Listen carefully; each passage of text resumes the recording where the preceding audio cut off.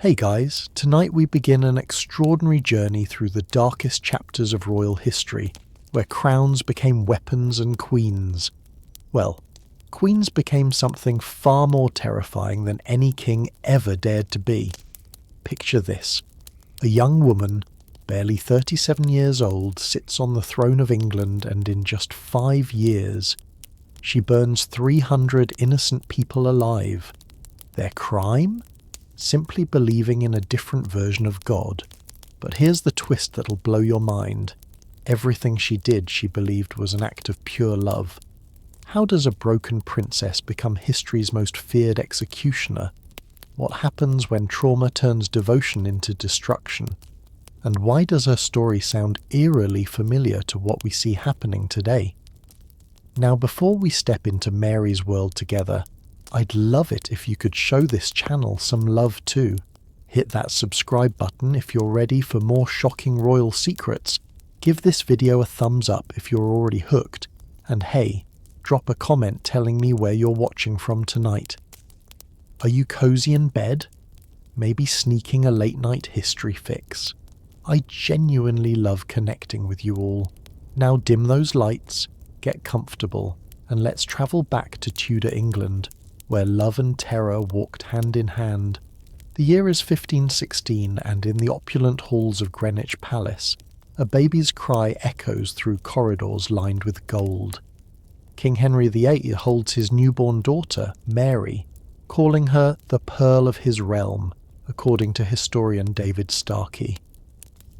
But here's the cruel irony. In that era, a daughter was just a consolation prize. But here's where Mary's nightmare really begins. When Mary was just 17, her father did something that would shatter her soul forever.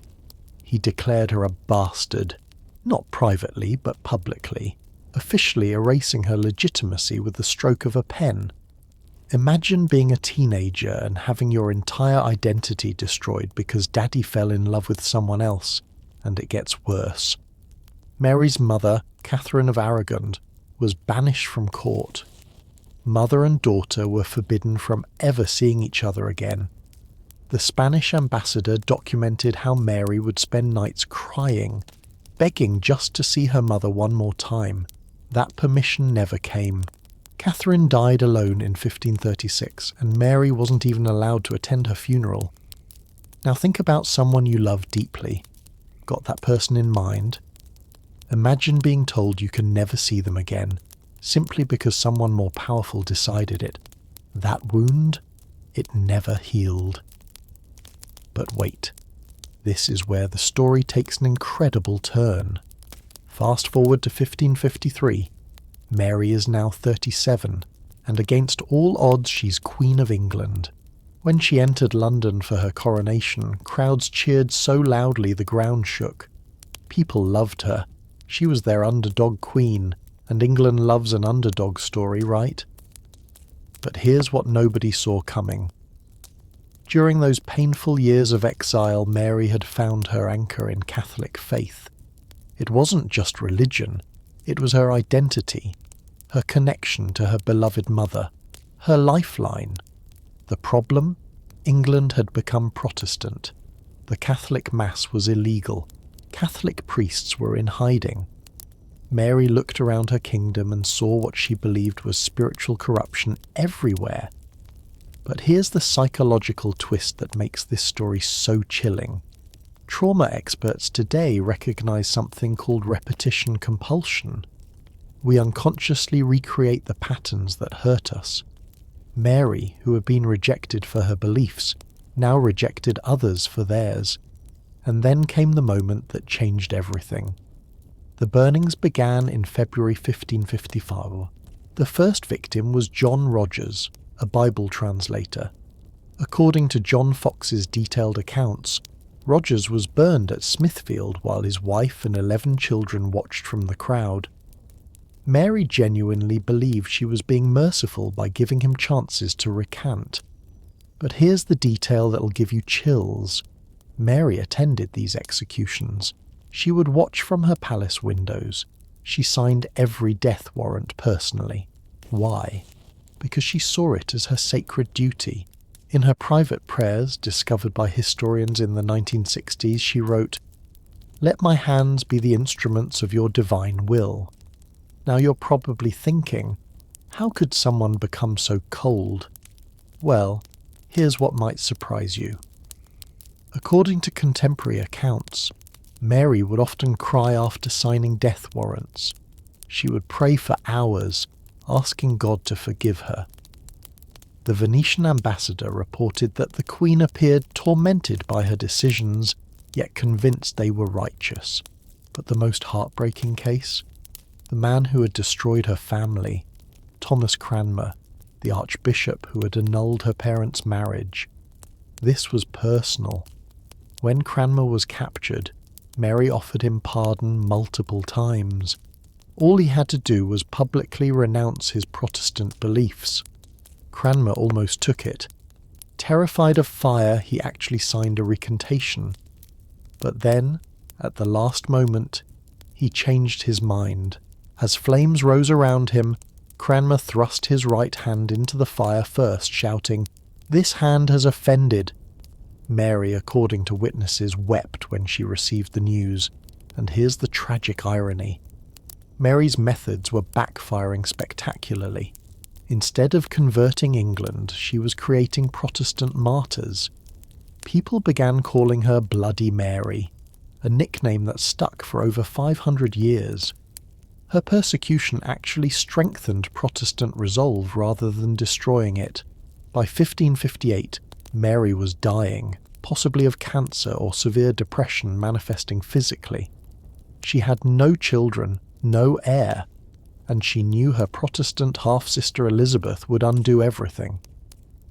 In her final days, Mary wrote letters to Elizabeth, begging her to maintain the Catholic faith. Elizabeth never responded. Mary Tudor died on November 17th, 1558, at age 42. Her last words were about her father. "I hope to see my father again in heaven, and that he will forgive me." Even in death, she was still that heartbroken little girl. But here's the question that should haunt us all. When does survival become revenge?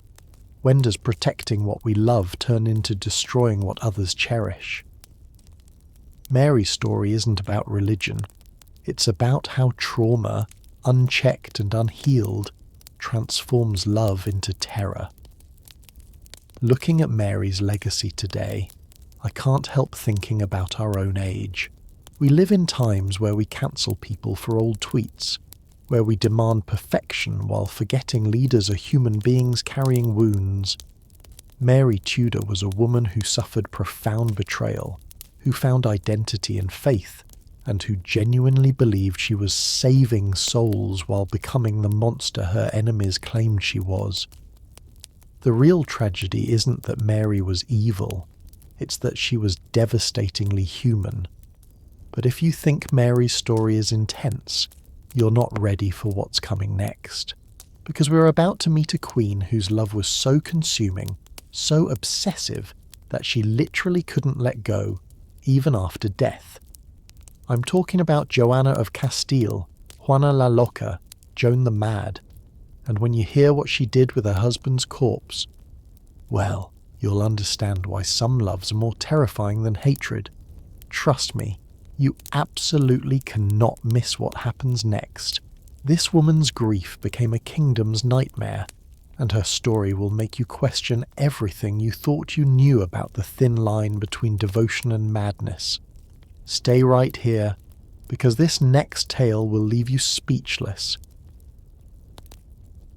Now, if Mary Tudor's story made you question the nature of devotion, what I'm about to tell you will completely shatter your understanding of love itself. Because we're stepping into the world of Joanna of Castile, a woman whose grief was so consuming that she spent 3 years travelling across Spain. With her husband's rotting corpse, why would a queen refuse to bury the love of her life? What happens when the line between devotion and delusion disappears completely? And here's the question that'll keep you awake tonight. Was she truly mad? Or was she the sanest person in a world trying to steal her throne? Let me paint you a picture that sounds like something out of a gothic horror novel, except it's 100% real.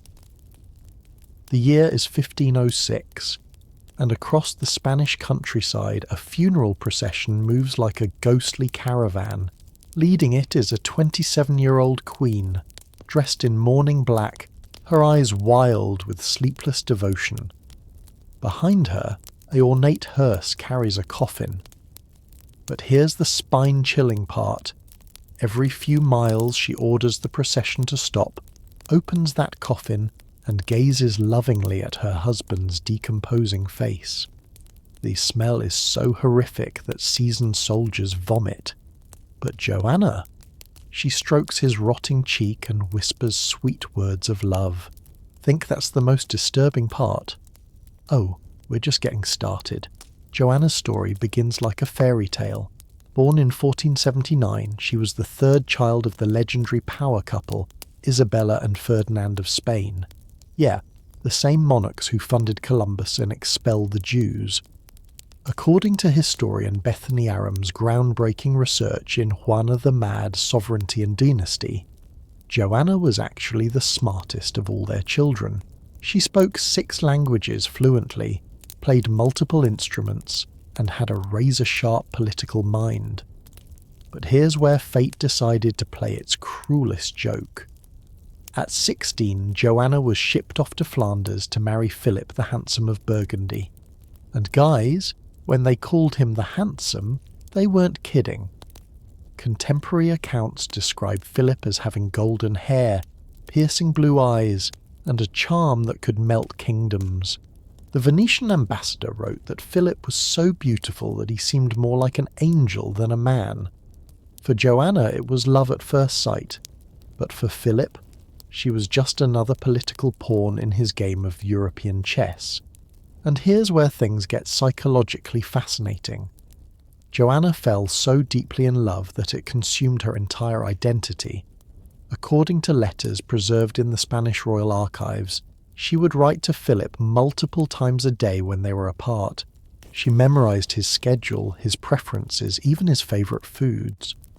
Modern psychologists would recognize this as what we now call obsessive love disorder, but in 1496, they just called it being a devoted wife. But Philip, he was a serial cheater. He flaunted his mistresses openly, even bringing them to court events. The irony is devastating. Joanna was considered one of the most beautiful women in Europe, yet her own husband couldn't stay faithful for a week. Now here's what makes this story truly heartbreaking. Every time Philip cheated, Joanna's grip on reality loosened a little more. She would fly into rages, destroy furniture, attack his mistresses with scissors. Court chronicles describe her as possessed by jealous fury. But can you imagine the psychological torture? Being married to the man of your dreams who treats you like you're invisible. Then came the moment that broke her completely. September 25th, 1506. Philip suddenly collapsed during a game of pelota, a Spanish ball game. Within hours he was dead. The official cause? Fever. But whispers immediately started about poison. Some suspected Joanna's own father, Ferdinand, who conveniently gained more power with Philip's death. Others pointed to political rivals. Joanna was convinced someone had murdered her beloved husband. But here's where grief transformed into something far more terrifying. Joanna refused to allow Philip's burial. She had his body embalmed and placed in a magnificent golden casket. Then she did something that shocked all of Europe. She began travelling with it. According to the chronicler Lorenzo di Padilla, who witnessed these events firsthand, Joanna would only travel at night because the sun should not look upon my beloved's face. And the rituals? They'll give you nightmares. Every evening Joanna would order the casket opened. She would touch Philip's face, arrange his hair, even try to feed him. She talked to the corpse as if he were alive, asking about his day, sharing political news. The smell became so unbearable that her own courtiers would flee the room gagging. But wait, here's the detail that proves this wasn't just madness. Joanna was simultaneously running the kingdom with brilliant political skill. She issued royal decrees, managed finances, and conducted diplomatic negotiations, all while refusing to sleep more than a few feet from her husband's rotting corpse. How's that for multitasking? Think about that for a moment. Can someone be both completely insane and incredibly competent at the same time? This is where Joanna's story becomes a masterclass in political manipulation. Her father Ferdinand saw an opportunity. If Joanna was mad, then he could rule as regent indefinitely. He began spreading stories about her mental state, inviting foreign diplomats to witness her bizarre behaviour. The same actions that showed desperate love were reframed as evidence of insanity. But here's the plot twist that changes everything. Modern historians like Dr. Maria Angeles Perez Samper have discovered that many stories about Joanna's madness were exaggerated or completely fabricated. The famous tale of her attacking Philip's mistresses with scissors, likely invented. The story of her opening the coffin to kiss his corpse, probably true, but written to sound far more gruesome than it was. Joanna wasn't mad. She was inconvenient. A brilliant woman who refused to play by men's rules in a world where that was literally unthinkable. And here's where it gets even more twisted. After 3 years of this travelling funeral procession, Ferdinand finally forced Joanna to bury Philip at the Royal Chapel of Granada. The date was February 1st, 1509. But the tragedy doesn't end there. Ferdinand then had Joanna declared mentally incompetent and locked away in the castle of Tordesillas for the rest of her life. 46 years of imprisonment. 46 years. Think about that. She was 30 when they locked her up, and she died at 76, having spent more time in captivity than free. But here's what's truly mind-blowing. Even in prison, Joanna remained politically sharp. She received visitors, stayed informed about European politics, and even attempted to escape multiple times. Prison records show she was reading, writing, and conducting herself with royal dignity. Does that sound like a madwoman to you? The most heartbreaking detail? According to the castle's chaplain, Father Avellaneda, Joanna would stand at her window every evening at sunset looking toward Granada where Philip was buried and whisper, "Good night, my love." She did this for 46 years, every single night. But there's one more secret that'll completely change how you see this story. In 1555, near the end of her life, Joanna received a visit from her grandson, the future Philip II of Spain. According to his private letters, discovered in the 1980s, she told him something shocking. "I was never mad, child. I was in love. And in a world where women aren't allowed to love freely, love itself becomes madness."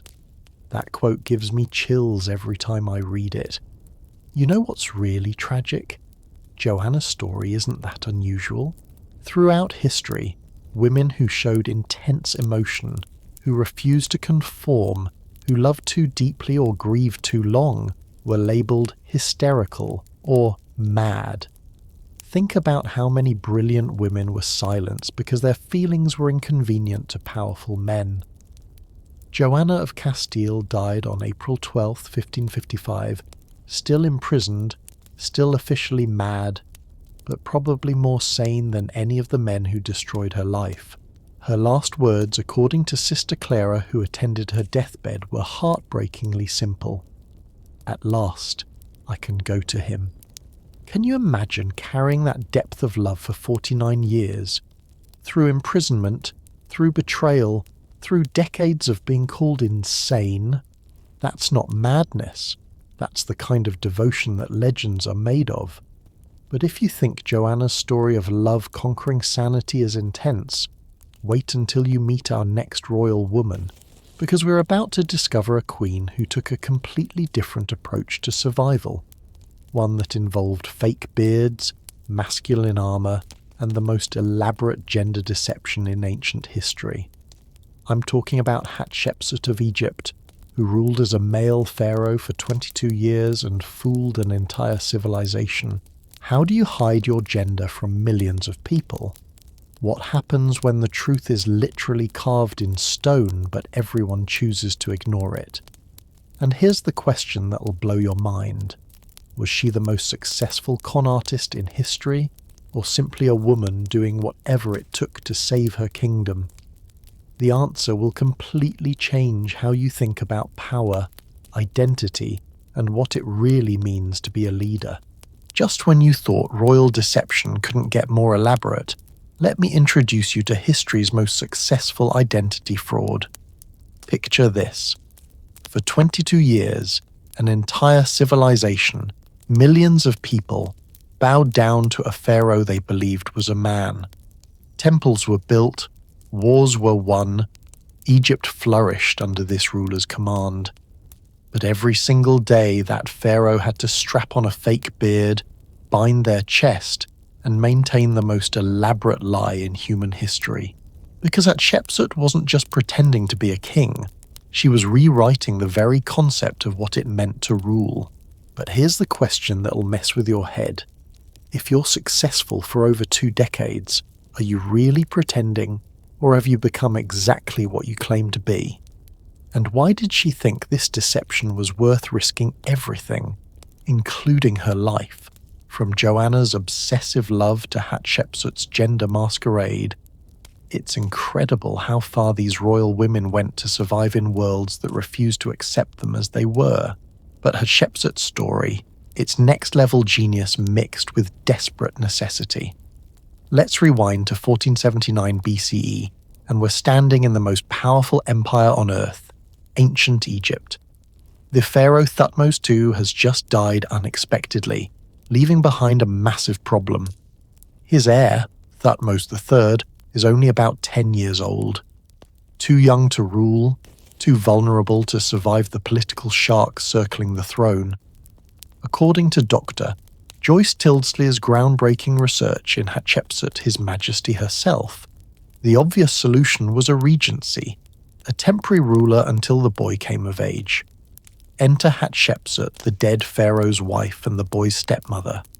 At first, everything seemed normal. She would rule as regent, make the big decisions, and gradually hand power back to Thutmose III when he matured. Simple, right?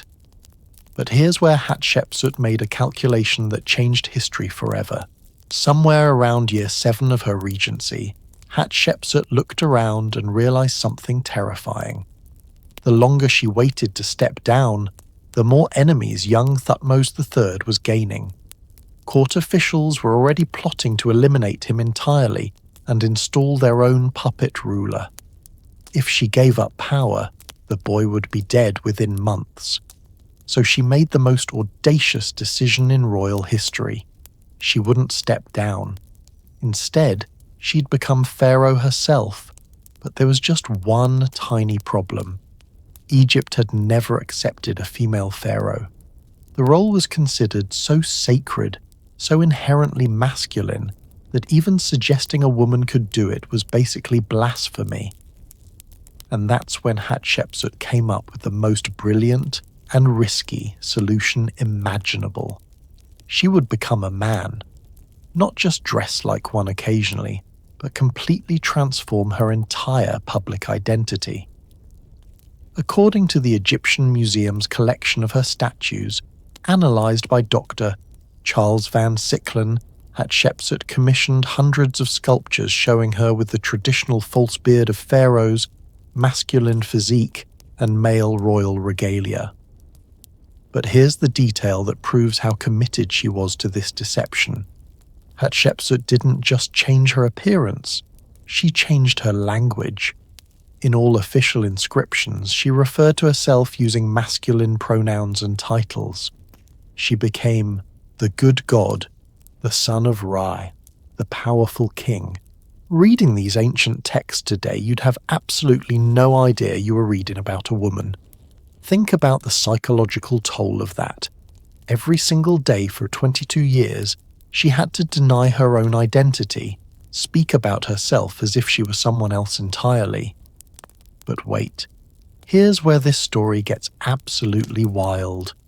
The fake beard wasn't just for show. According to papyrus records discovered at Deir el-Bahari and translated by Dr. Peter Dorman, Hatshepsut's false beard was an intricate work of art. Made from carved wood and real hair, it was held in place by a complex system of straps and adhesives. Court records show she employed a team of beard specialists whose only job was maintaining this crucial piece of her disguise. Can you imagine having a job title like Royal Beard Maintenance Specialist? I mean, that's definitely not something you see on LinkedIn today. But the real genius wasn't in the costume, it was in the narrative. Hatshepsut didn't just claim to be a male pharaoh. She created an entire divine origin story to justify her rule. According to inscriptions at her magnificent temple at Deir el-Bahari, she claimed that the god Amun had personally chosen her before birth to rule Egypt. She commissioned elaborate reliefs showing Amun declaring her his divine son. Not daughter, son. But here's the psychological masterstroke that made this all work. Hatshepsut understood something that modern politicians would kill to know. People believe what they want to believe. Egypt was prospering under her rule. Trade was booming, monuments were being built, enemies were being defeated.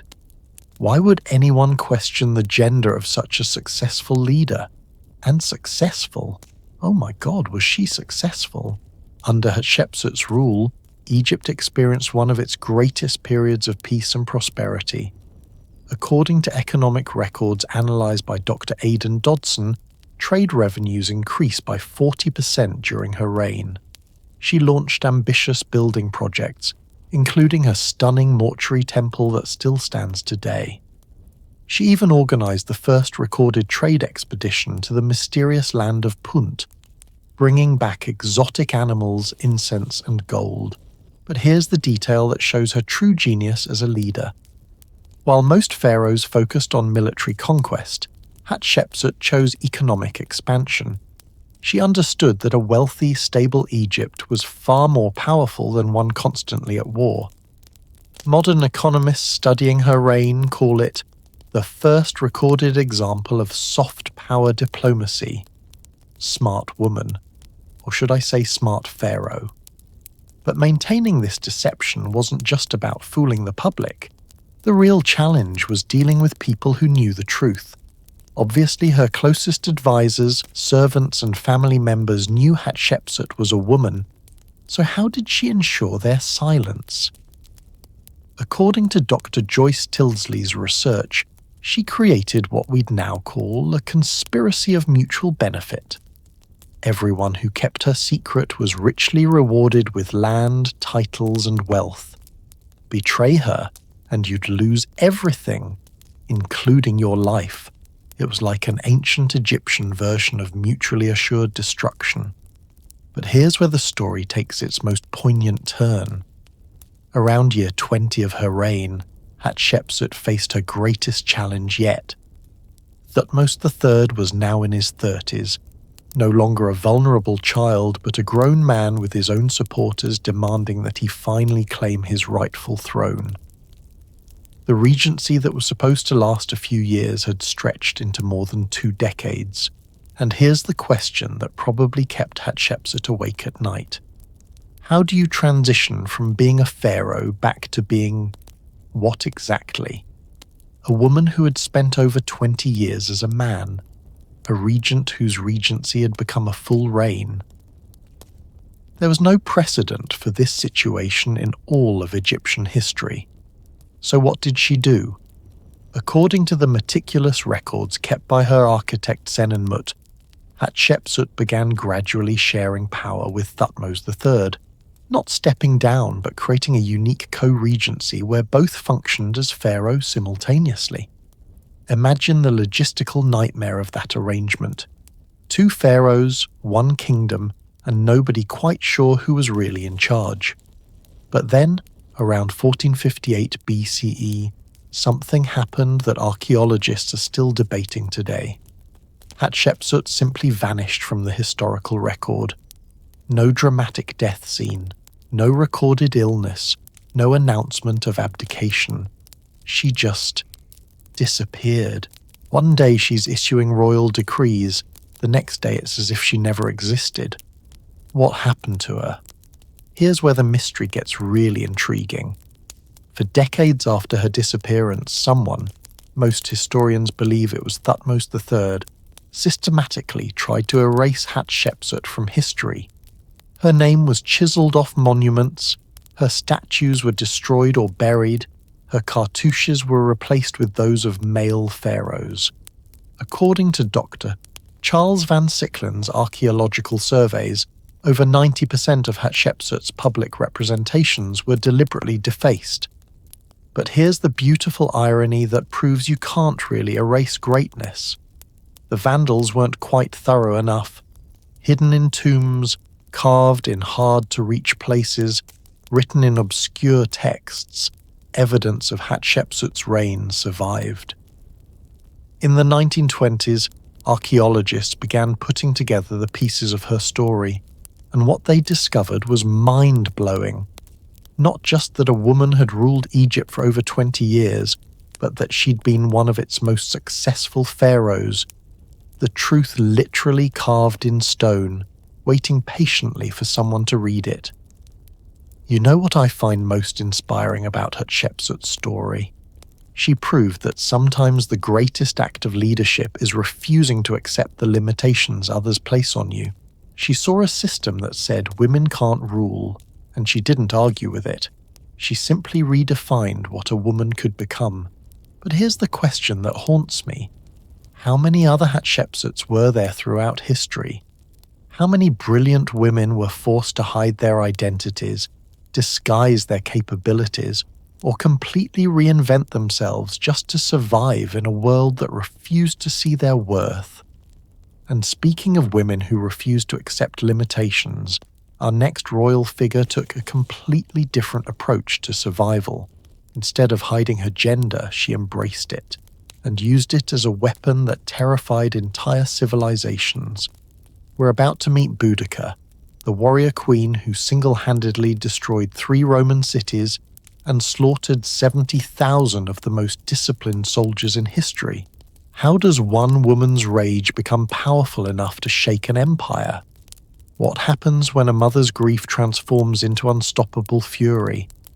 The answer lies in one of the most brutal revenge stories ever recorded, and trust me, it'll make everything we've discussed so far look like a gentle fairy tale.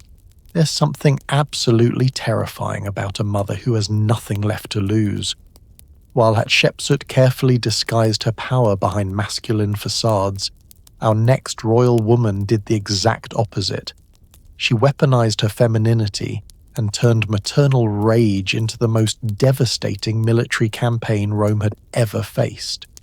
Picture this: a single woman standing over the ashes of 3 completely obliterated Roman cities, surrounded by 70,000 corpses of the world's most elite soldiers. Her name was Boudica, and for one brief, shining moment, she came closer than anyone else to destroying the Roman Empire entirely. But here's the question that'll haunt you. When the cost of justice becomes genocide, who's really the villain? And what happens when a righteous war turns into something so horrific that even victory feels like defeat? The contrast couldn't be starker, could it? From Hatshepsut's quiet deception to Boudica's explosive vengeance, it's fascinating how these royal women found completely different ways to challenge the systems that oppressed them. To understand Boudica's story, we need to step into Britain circa 60 CE, when the island was a patchwork of Celtic tribes locked in an uneasy relationship with their Roman occupiers. According to Tacitus, the greatest Roman historian of the era, the Iceni tribe had managed something remarkable. They'd maintained their independence while staying on Rome's good side. Their king, Prasutagus, had struck a clever deal: cooperate with Rome, and they'd leave his people alone. For years, this arrangement worked beautifully. The Iceni prospered, Rome got tribute payments, and everyone was happy. Prasutagus married a fierce Celtic noblewoman named Boudica, a name that literally means victory in ancient British, and she was every inch the warrior queen you'd imagine. Tall, intimidating, with flowing red hair and a voice that could command armies. But here's where the Roman Empire showed its true colours. When Prasutagus died around 60 CE, he left a will that seemed perfectly reasonable. Half his kingdom would go to Rome as tribute, the other half to his daughters. It was a diplomatic masterstroke. Everyone gets something, conflict is avoided. According to Tacitus's detailed account in the Annals, Prasutagus believed this arrangement would protect his family and his people. He was catastrophically wrong. The moment Prasutagus was buried, Roman administrators descended on the Iceni like vultures. They declared that Rome didn't recognize inheritance rights for barbarian women. Everything, the entire kingdom, now belonged to Rome. But that wasn't the worst part. What happened next is so brutal that Tacitus himself, writing for a Roman audience that celebrated conquest, was clearly horrified by it. The Romans didn't just seize property, they humiliated the royal family in the most degrading way possible. According to his account, they stripped Boudica naked and flogged her publicly like a common criminal. Her daughters, probably teenagers, were brutally assaulted by Roman soldiers. Think about that for a moment. This wasn't just theft or political maneuvering. This was calculated psychological warfare designed to break the spirit of the Iceni completely. But Rome made one fatal miscalculation. They thought breaking Boudica would end the resistance. Instead, it transformed a grieving widow into something far more dangerous, a mother with absolutely nothing left to lose. According to Cassius Dio's later historical account, when Boudica finally stood up from that public flogging, something had fundamentally changed in her eyes. Witnesses described her as looking like a goddess of vengeance incarnate. And that's exactly what she became. The genius of Boudica's rebellion wasn't just her personal rage, it was how she channeled that rage into a political movement that united tribes who had been enemies for centuries. According to archaeological evidence compiled by Dr. Miranda Aldhouse Green in Boudica, Britannia, Boudica travelled across Britain giving speeches that turned personal grievance into universal cause. Her message was devastatingly simple. Today it's my daughter's, tomorrow it's yours. Within months, she had assembled something Rome had never faced before, a unified British army of over 120,000 warriors. But here's what made this force truly terrifying. It wasn't just soldiers. Entire families joined the rebellion. Women, children, elderly, everyone who had suffered under Roman rule wanted revenge. And they got it in the most spectacular fashion imaginable. Boudica's first target was Camulodunum, modern-day Colchester, the gleaming symbol of Roman culture in Britain. The city was supposedly impregnable, protected by sophisticated walls and garrisoned by veteran soldiers. According to Tacitus, the Romans were so confident in their defences that they didn't even bother preparing for a siege. Big mistake. On the morning of the attack, Boudica's forces didn't lay siege to the city, they overwhelmed it like a tsunami. Archaeological excavations led by Dr. Philip Crummy have uncovered a destruction layer of ash and debris that tells the story of absolute annihilation. Every building burned, every Roman was killed. The archaeological evidence suggests the attack was so swift and complete that some people died still holding their breakfast. But Boudica wasn't finished, not even close. Her next target was Londinium, Roman London. Now here's where the story gets truly chilling. Suetonius Paulinus, the Roman governor, had rushed back from campaigns in Wales when he heard about Camulodunum. He reached Londinium ahead of Boudica's army and made a calculation that still horrifies historians today. He could defend the city, but it would cost Roman lives. Or he could abandon it entirely and let Boudica's forces slaughter every civilian inside, Roman and British alike, buying time to assemble a proper counterattack elsewhere. Guess which option he chose. According to Tacitus, Suetonius hardened his heart against the tears and entreaties of Londinium's residents and marched his soldiers out, leaving approximately 25,000 people to face Boudica's vengeance alone.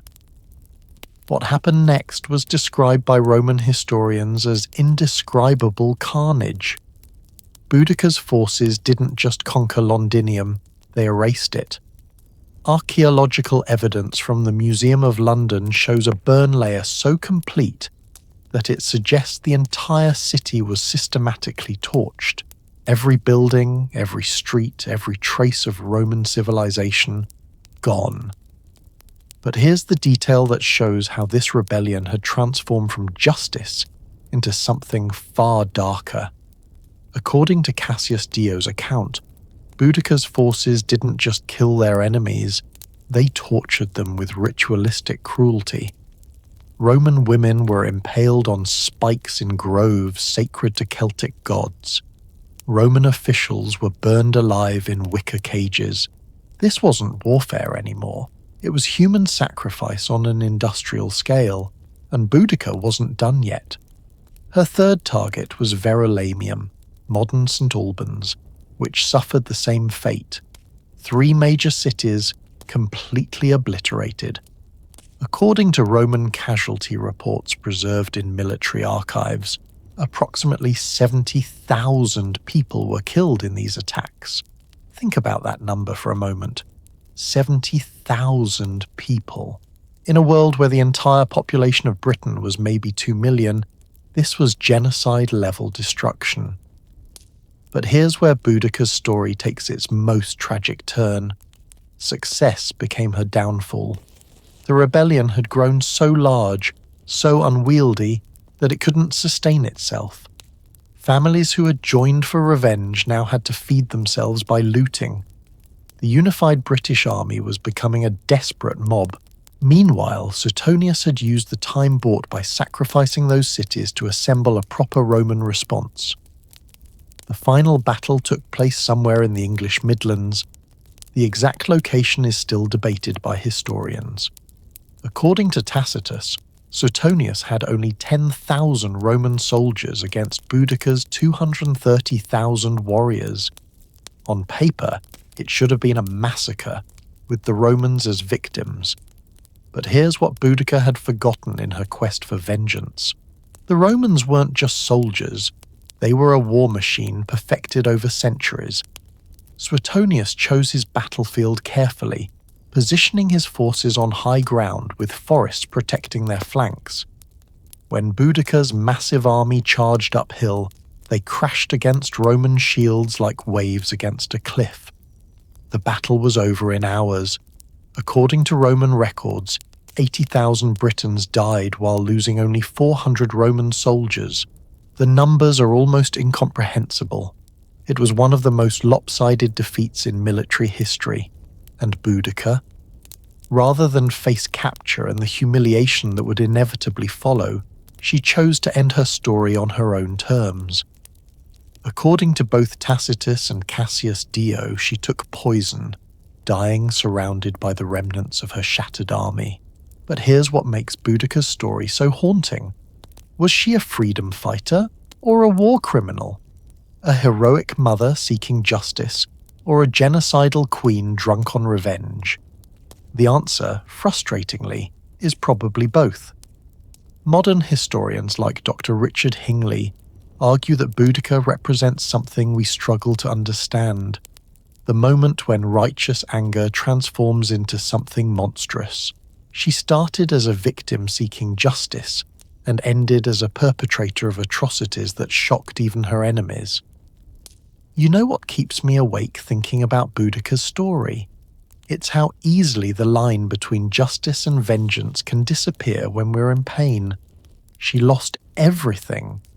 Her husband, her dignity, her daughter's innocence, and in trying to balance the scales, she tipped them so far in the other direction that she became the monster she was fighting against. But perhaps that's the point.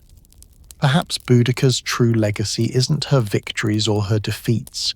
It's the warning her story provides about what happens when we let trauma drive our choices instead of wisdom.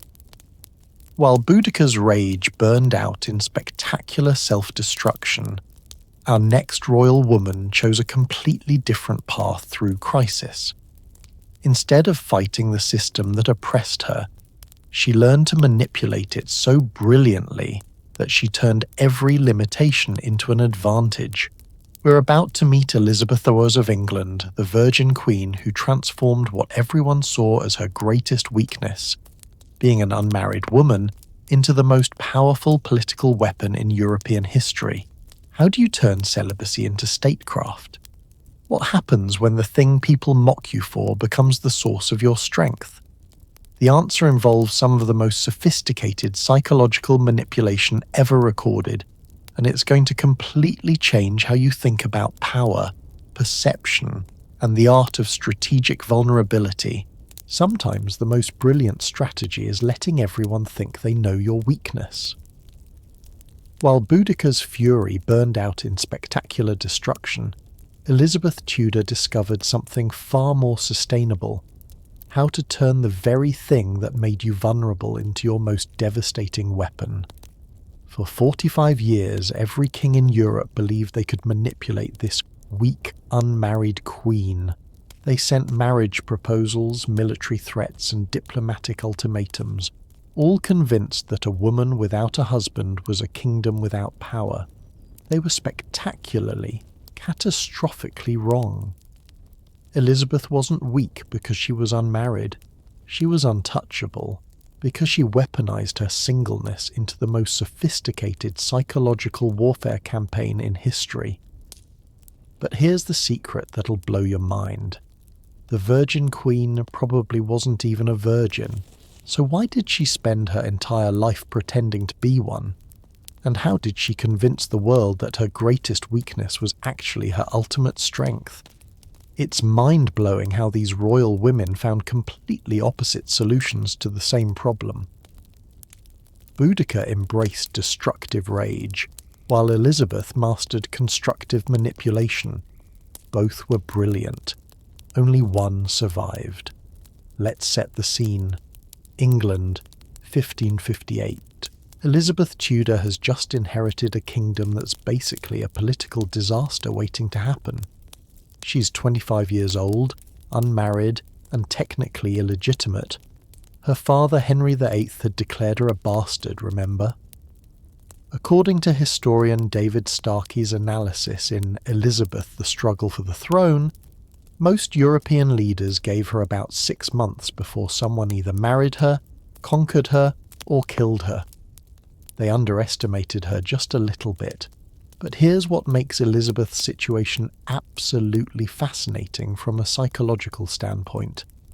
Unlike our previous queens who fought against the systems that oppressed them, Elizabeth looked at the marriage expectations placed on her and thought, what if I use this against everyone? According to Dr. Susan Doran's research in Monarchy and Matrimony, Elizabeth realised that as long as she remained unmarried, every single male ruler in Europe would think they had a chance to control England through her, and that gave her unimaginable power over all of them.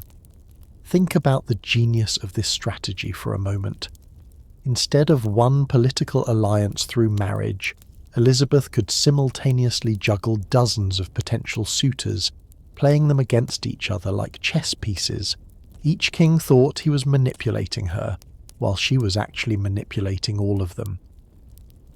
According to diplomatic correspondence preserved in the National Archives, Elizabeth conducted serious marriage negotiations with at least 14 different suitors over the course of her reign. 14! That's not romance. That's a masterclass in international relations. But here's where Elizabeth's brilliance really shows. She didn't just string these suitors along randomly. Each potential marriage served a specific political purpose. When Spain threatened invasion, she flirted with French princes to scare Philip II. When France got too aggressive, she entertained Habsburg proposals to make the French nervous. According to Spanish ambassador reports analysed by Dr. Simon Adams, European courts spent fortunes trying to win Elizabeth's hand, all while she collected the benefits without giving up anything. It was like having dozens of credit cards with no intention of ever paying the bill. But the most psychologically fascinating aspect of Elizabeth's strategy was how she managed to make celibacy seem mysterious and powerful. In a world where women were considered incomplete without husbands, Elizabeth reframed her singleness as divine calling. She didn't say she couldn't find a husband. She claimed she was married to England itself. According to her famous speech to Parliament in 1559, she declared herself wedded to the realm. The coronation ring never left her finger, symbolising her eternal marriage to her kingdom. Brilliant branding, right? She turned old maid into mystical sovereign. But here's where the story gets really intriguing, and this is where historians still debate what actually happened. Elizabeth almost certainly had romantic relationships. The evidence is overwhelming that she was deeply involved with Robert Dudley, Earl of Leicester, for decades. According to the diary of her courtier William Cecil, discovered in the 1990s, Elizabeth and Dudley behaved like lovers in private, sharing intimate dinners, exchanging personal gifts, even having what appeared to be serious quarrels that lasted for weeks. So why didn't she marry him? Here's where Elizabeth's psychological complexity becomes absolutely fascinating. Marrying Dudley would have been political suicide. He was English nobility, not foreign royalty, so the marriage wouldn't create useful international alliances. Even worse, there were persistent rumours that Dudley had murdered his first wife to clear the way for Elizabeth. According to Dr. Chris Skidmore's investigation in Death and the Virgin, marrying Dudley would have destroyed Elizabeth's reputation and possibly triggered civil war. So Elizabeth made the most painful choice imaginable. She chose power over love. But here's the detail that shows just how much this decision cost her emotionally. When Dudley died in 1588, Elizabeth locked herself in her private chambers for 3 days. Her secretary found her clutching a letter Dudley had written her years earlier. She'd kept it in a private box labelled his last letter in her own handwriting. According to courtier testimonies compiled by historian Dr. Susan Doran, Elizabeth was never quite the same after Dudley's death. Can you imagine carrying that kind of emotional burden for decades? Choosing duty over happiness day after day, year after year? But Elizabeth's romantic sacrifices weren't just personal tragedy. They were strategic masterpieces that saved England repeatedly. Take the Spanish Armada crisis of 1588. Philip II of Spain had finally lost patience with Elizabeth's Protestant England and launched the largest naval invasion in history, 130 ships carrying 30,000 soldiers. According to naval records analysed by Dr. Colin Martin, this wasn't just military conquest. It was a holy war to restore Catholic rule to England. Elizabeth's response? Pure psychological genius. While her admirals prepared for naval battle, Elizabeth rode to Tilbury to address her troops personally. According to eyewitness accounts recorded by Dr. Janet Green, Elizabeth appeared before 20,000 soldiers wearing a silver breastplate over a white gown, looking like a warrior goddess. Her speech that day became legendary. "I know I have the body of a weak, feeble woman, but I have the heart and stomach of a king, and of a King of England too.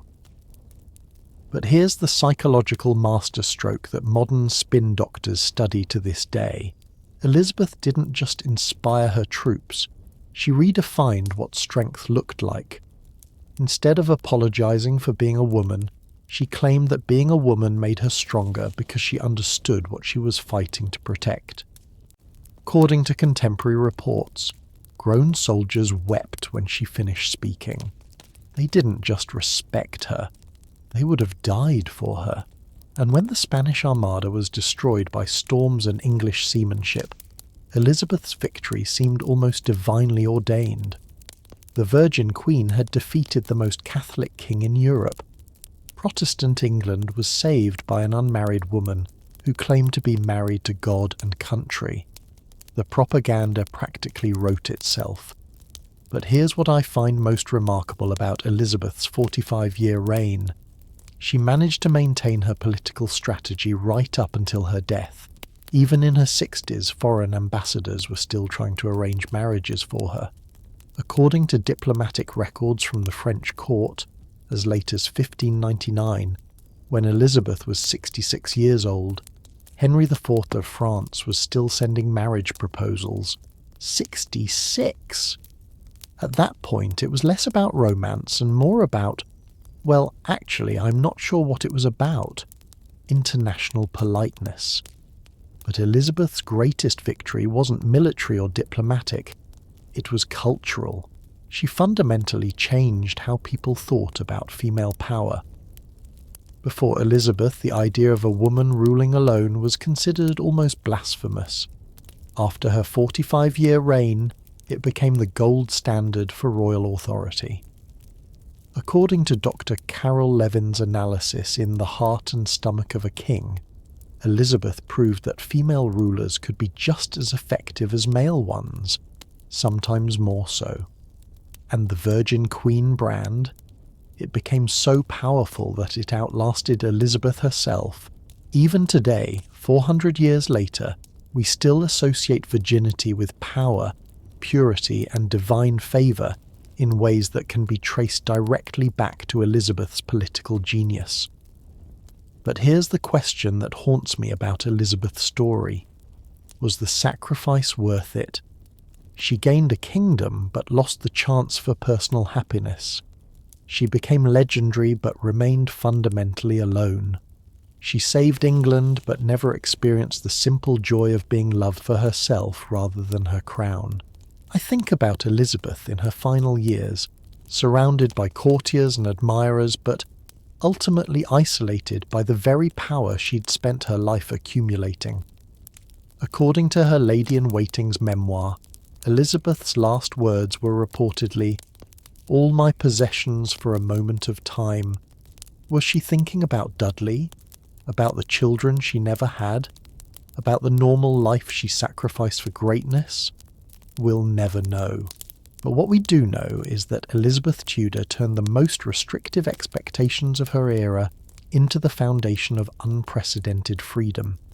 She proved that sometimes the most radical act is refusing to play by anyone else's rules, even when those rules seem to offer everything you think you want. Yet not every royal woman had Elizabeth's luxury of choice.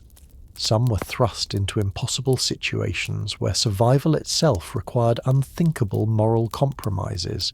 Our next queen faced a decision that makes Elizabeth's romantic sacrifices look almost simple. Zetian of China, who murdered her own children to secure her path to power. How does someone justify killing their babies for political gain? What transforms a mother into a monster? Or does it? Because Zetian's story will force you to question everything you think you know about the price of power and the terrible calculations that come with ruling in a world that wants you dead. What happens when survival requires you to become something monstrous? Elizabeth sacrificed love for power, but Zetian took it several steps further. She sacrificed her own children. In 655 CE, a 14-year-old concubine strangled her 3-month-old daughter with her own hands, then calmly blamed the infant's death on the empress. The accusation destroyed her rival and cleared Wu's path to ultimate power. But here's what'll keep you questioning everything. Was this calculated infanticide, the act of a psychopath, or the desperate move of a teenage girl who understood that in the Tang dynasty, women had exactly two choices: kill or be killed? And how does someone go from murdering babies to becoming the only female emperor in 400 years of Chinese history? Because Wu Zetian's story isn't just about power. It's about what happens when a brilliant mind is trapped in a system so brutal that morality becomes a luxury you literally cannot afford. The progression from Elizabeth's strategic celibacy to Wu's infanticide shows us how the same desire for survival can lead to completely different moral territories. Both were brilliant. Both succeeded. Only one of them had to cross lines that most of us can't even imagine.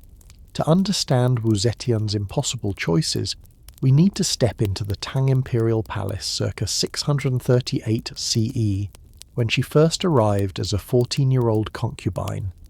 According to Professor Victor Kunri Xiong's research in Emperor Yang of the Sui dynasty, the imperial harem wasn't a romantic paradise. It was a death trap disguised as luxury. With over 3,000 women competing for the attention of one emperor, survival required eliminating your rivals by any means necessary. And Wu Zetian? She learned this lesson faster and more thoroughly than anyone else in Chinese history. But here's what makes Wu's story so psychologically complex. She wasn't born into this brutal world. She was thrust into it as a child. According to the Old Book of Tang, compiled by Liu Shu in 945 CE, Wu came from a merchant family that had supported the Tang dynasty's rise to power. When Emperor Taizong noticed her beauty and intelligence, selecting her as a concubine seemed like winning the lottery. Her family probably thought they were setting her up for life. Instead, they were feeding her to the wolves. The harem system was designed to be psychologically devastating. According to Dr. Bettine Berger's analysis in Women, Property and Confucian Reaction, concubines were ranked in a strict hierarchy, with elaborate rules governing everything from clothing colours to conversation topics. Step out of line, and you'd be beaten. Fall from favour, and you'd be exiled or killed. And for most women, the highest possible achievement was catching the emperor's attention, long enough to bear his child. But Wu Zetian looked at this system and thought, I'm not playing this game. I'm going to own it. Her first move was brilliant in its audacity. When Emperor Taizong died in 649 CE, all his concubines were supposed to be sent to Buddhist convents to live out their lives in celibacy, basically a living death sentence. But Wu had already caught the eye of Taizong's son, the future Emperor Gaozong. According to the new Book of Tang, she managed to seduce the heir apparent before she could be shipped off to the convent. Think about the psychological calculation required for that move.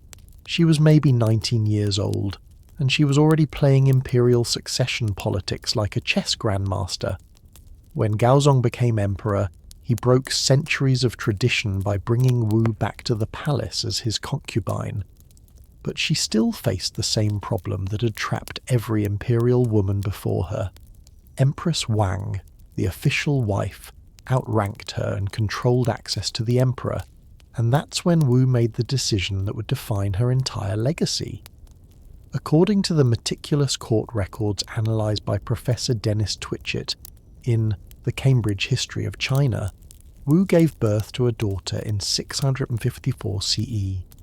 The baby was healthy, beautiful, and represented Wu's best chance for imperial favour. But when Empress Wang came to visit the infant, a routine courtesy, Wu saw an opportunity. What happened next is documented in multiple historical sources, though the details still make historians uncomfortable. After Empress Wang left, Wu strangled her own 3-month-old daughter. When the body was discovered, Wu immediately accused the empress of infanticide, claiming jealousy had driven her to murder an innocent baby. The accusation was so shocking, so perfectly crafted to trigger Emperor Gaozong's protective instincts, that he believed it completely. Empress Wang was stripped of her title, imprisoned, and eventually executed. Wu Zetian became the new empress. But here's the question that haunts this story. How does someone kill their own child for political advantage? Modern psychologists have studied Wu's case extensively, and the consensus is disturbing. According to Dr. Patricia Ebre's analysis in The Inner Quarters, Wu likely experienced what we'd now recognise as severe dissociation, a psychological defence mechanism where someone detaches from their emotions to survive trauma. The harem system was so dehumanising that Wu may have stopped seeing herself as a mother and started seeing herself purely as a political operator. In other words, the system didn't just corrupt Wu, it broke her psychologically, then rebuilt her as something that could survive within it. And survive she did, spectacularly. As empress, Wu began systematically eliminating anyone who threatened her position. According to the comprehensive Mirror to Aid in Government, compiled by Sima Guang, Wu orchestrated the executions of dozens of court officials, rival concubines, and even members of the imperial family. She created an elaborate spy network that could destroy careers with whispered accusations. But here's what's truly chilling. She was remarkably good at ruling. When Emperor Gaozong suffered a series of strokes in the 660s, Wu effectively became the power behind the throne. According to economic records preserved in the Chinese National Archives, the empire prospered under her unofficial rule. Trade flourished, infrastructure projects were completed ahead of schedule, and the military expanded Chinese territory to its greatest extent in history. She was simultaneously committing political murders and governing brilliantly. How's that for cognitive dissonance? But Wu's ultimate ambition was something that had never been achieved in Chinese history. In 690 CE, at age 67, Wu did the unthinkable. She declared herself emperor. Not empress, emperor. She created a new dynasty, the Zhou, with herself as its founding ruler. According to Professor R.W.L. Guizot's research in Wu Zetian and the Politics of Legitimation, Wu became the only woman in 4,000 years of Chinese civilization to hold the title of emperor in her own right. The psychological audacity of that move is breathtaking. She looked at a system that had never accepted female authority and said, "Watch me change the rules." And here's where Wu's story gets even more complex. As emperor, Wu implemented some of the most progressive policies in Chinese history. She promoted officials based on merit rather than family connections, expanded educational opportunities, and even elevated Buddhism, a religion that offered more equality to women, above traditional Confucianism. According to Dr. Jonathan Scaff's analysis in Suitang, China, and its Turco-Mongol neighbours, Wu's reign was remembered as a period of unprecedented social mobility. So was she a monster who murdered her way to power, or a revolutionary who broke barriers that had oppressed women for millennia? The answer, frustratingly, is both. But here's the detail that shows Wu never forgot the brutal lessons of her youth. Even as emperor, Wu continued eliminating threats with ruthless efficiency. She established the secret police force known as the Cruel Officials, who used torture and intimidation to maintain order. According to historical estimates by Professor David McMullen, Wu's regime executed or exiled over 1,000 officials during her 15-year reign as emperor. Yet remarkably, she also created opportunities for advancement that had never existed before. Women could hold government positions, merchants could become officials, and talent mattered more than bloodline. Wu's court was brutal but meritocratic, A terrifying combination. The most psychologically revealing moment of Wu's entire reign came near the end of her life. In 705 CE, when Wu was 82 and weakened by age, court officials forced her to abdicate in favour of her son. According to the palace records preserved by historian Zetian, Wu's last act as emperor was to issue pardons for hundreds of political prisoners. After decades of ruthless rule, she chose mercy as her final gesture. Was this guilt for the lives she'd destroyed? A final attempt at redemption? Or simply the pragmatic calculation of a dying ruler trying to secure her legacy? We'll never know. Wu Zetian died on December 16, 705 CE, having ruled China for over 40 years in various capacities. Her tombstone bears no inscription, a final mystery from a woman who spent her life rewriting the rules of power. But here's what I think about when I consider Wu's legacy. She proved that the price of breaking barriers isn't just personal sacrifice. Sometimes it requires becoming someone you never intended to be. Wu wanted to survive in a system that was designed to destroy her. She succeeded beyond anyone's wildest imagination, but the cost was her own humanity. Does that make her a hero or a villain?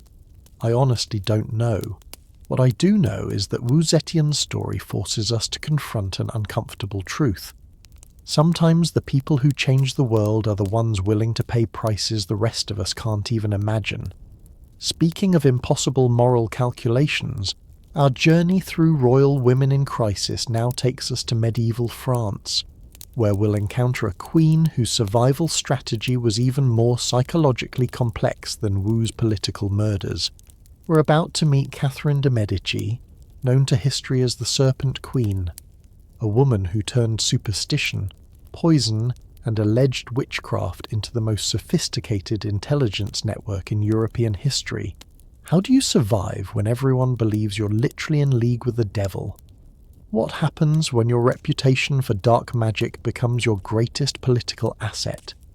The answers involve astrology, alchemy, and accusations that will make Wu Zetian's infanticide look straightforward by comparison. Imagine being so feared that your enemies would rather believe you're literally in league with Satan than admit you're just smarter than they are. While Wu Zetian used brutal political calculation to seize power, Catherine de' Medici discovered something even more psychologically powerful. She weaponized superstition itself. For over 30 years, the French court lived in terror of a woman who consulted astrologers, employed alchemists, and allegedly commanded demons to do her bidding. Nobles who had faced down charging cavalry would tremble at the sight of her approaching with what looked like innocent jewellery, but was whispered to be magical amulets. But here's the twist that'll completely flip your understanding of this story. Catherine probably wasn't practicing witchcraft at all. She was just so brilliantly manipulative that she convinced everyone she had supernatural powers. And in 16th century France, being thought a witch was actually more politically useful than being known as a brilliant strategist. But why would anyone choose to be seen as evil rather than intelligent? And how do you maintain that kind of psychological terror for 3 decades without anyone calling your bluff? The evolution from Wu's direct violence to Catherine's psychological warfare shows us something fascinating about power. Sometimes the most effective weapon is the one that exists entirely in people's minds. Let's transport ourselves to 1533, and we're witnessing one of the most politically charged weddings in European history. 14-year-old Catherine de' Medici, a minor Italian noble, is marrying Henry, the second son of the French king. According to Professor R.J. Knecht's comprehensive research in Catherine de' Medici, this wasn't a love match. It was a desperate political alliance designed to save the Medici banking empire from bankruptcy. But here's the problem that would define Catherine's entire life. She was a political nobody marrying into the most powerful royal family in Europe, and everyone knew it. The French court treated her like an expensive piece of furniture, valuable but fundamentally decorative. According to diplomatic reports preserved in the Bibliothèque nationale de France, courtiers openly mocked her Italian accent, her unfashionable clothes, and her family's merchant background. She was supposed to produce heirs and stay quiet. For a brilliant, ambitious woman, it was psychological torture. But Catherine looked around this hostile environment and made a calculation that would reshape European politics. Instead of trying to fit in, she would make everyone afraid to exclude her. And the weapon she chose? The one thing that could stop a charging knight in his tracks: the fear of damnation itself. Catherine's transformation into the Serpent Queen began subtly. She started surrounding herself with what appeared to be scholarly advisors, astronomers, mathematicians, natural philosophers. But according to contemporary accounts analysed by Dr. Sheila Folliott in Catherine de' Medici and the Performing Arts, these weren't just academics. They were carefully chosen individuals who looked mysterious, spoke in cryptic terms, and specialised in subjects that most people couldn't distinguish from magic. Think about the psychological genius of this strategy. In an age where science and superstition were virtually indistinguishable, Catherine positioned herself at the intersection of both. The famous astronomer Nostradamus, he was on Catherine's payroll. The alchemist Cosimo Ruggieri, her personal consultant. According to Dr. Denis Crouzet's analysis in The Warrior and the Woman, Catherine hosted regular meetings with these figures that were deliberately staged to look like mystical consultations. Courtiers would glimpse strange instruments, hear Latin incantations, and see Catherine emerge from these sessions looking supremely confident about future events. But here's where Catherine's brilliance really shows. She didn't claim to be a witch. She let other people reach that conclusion. According to the memoir of Pierre de l'Estoile, preserved in the archives of the Bibliothèque Sainte-Geneviève, Catherine would make seemingly casual predictions about political events that would then come true with suspicious accuracy. A rival would fall ill just days after Catherine mentioned their unfortunate stars. A military campaign would fail exactly as she had foreseen. Was this supernatural power or simply excellent intelligence gathering? Well, let's just say Catherine had the most sophisticated spy network in Europe. The most psychologically devastating aspect of Catherine's strategy was how she targeted her enemies' specific fears. Take the Duke of Guise, one of her most powerful rivals. According to court chronicles compiled by historian Lucien Romier, the Duke was deeply superstitious about numbers and dates. Catherine made sure to schedule important meetings with him on dates that matched his personal superstitions, always appearing at these encounters wearing jewellery featuring symbols he believed were cursed. The psychological effect was devastating. This powerful military leader would arrive at negotiations already convinced he was at a supernatural disadvantage. Brilliant psychological warfare, right? She was basically conducting medieval psychological operations, but Catherine's masterstroke came during the religious wars that tore France apart for decades. When Catholics and Protestants began slaughtering each other with religious fury, Catherine positioned herself as something above both faiths, a figure whose power came from older, more mysterious sources. According to Professor Mark Greengrass's research in France in the Age of Henri IV, both sides feared her enough to seek her favour, believing she could literally curse their enemies. The infamous St. Bartholomew's Day massacre of 1572. Catherine was blamed for orchestrating it through supernatural manipulation, even though the evidence suggests it was a political decision made by her son, King Charles IX. But by then, Catherine's reputation was so fearsome that people preferred to believe she had used dark magic rather than admit the royal family was capable of such brutality on their own. Think about that for a moment.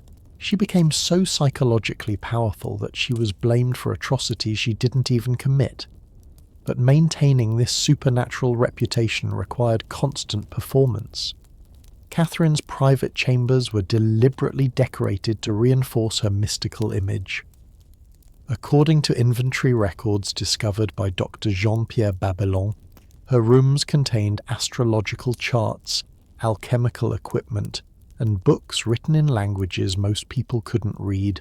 She wore rings featuring Kabbalistic symbols and carried what appeared to be magical amulets, though modern analysis suggests these were probably just expensive jewellery designed to look mysterious. Even her fashion choices were strategic. Catherine popularised wearing black at the French court, not because she was mourning, but because it made her look more otherworldly and intimidating.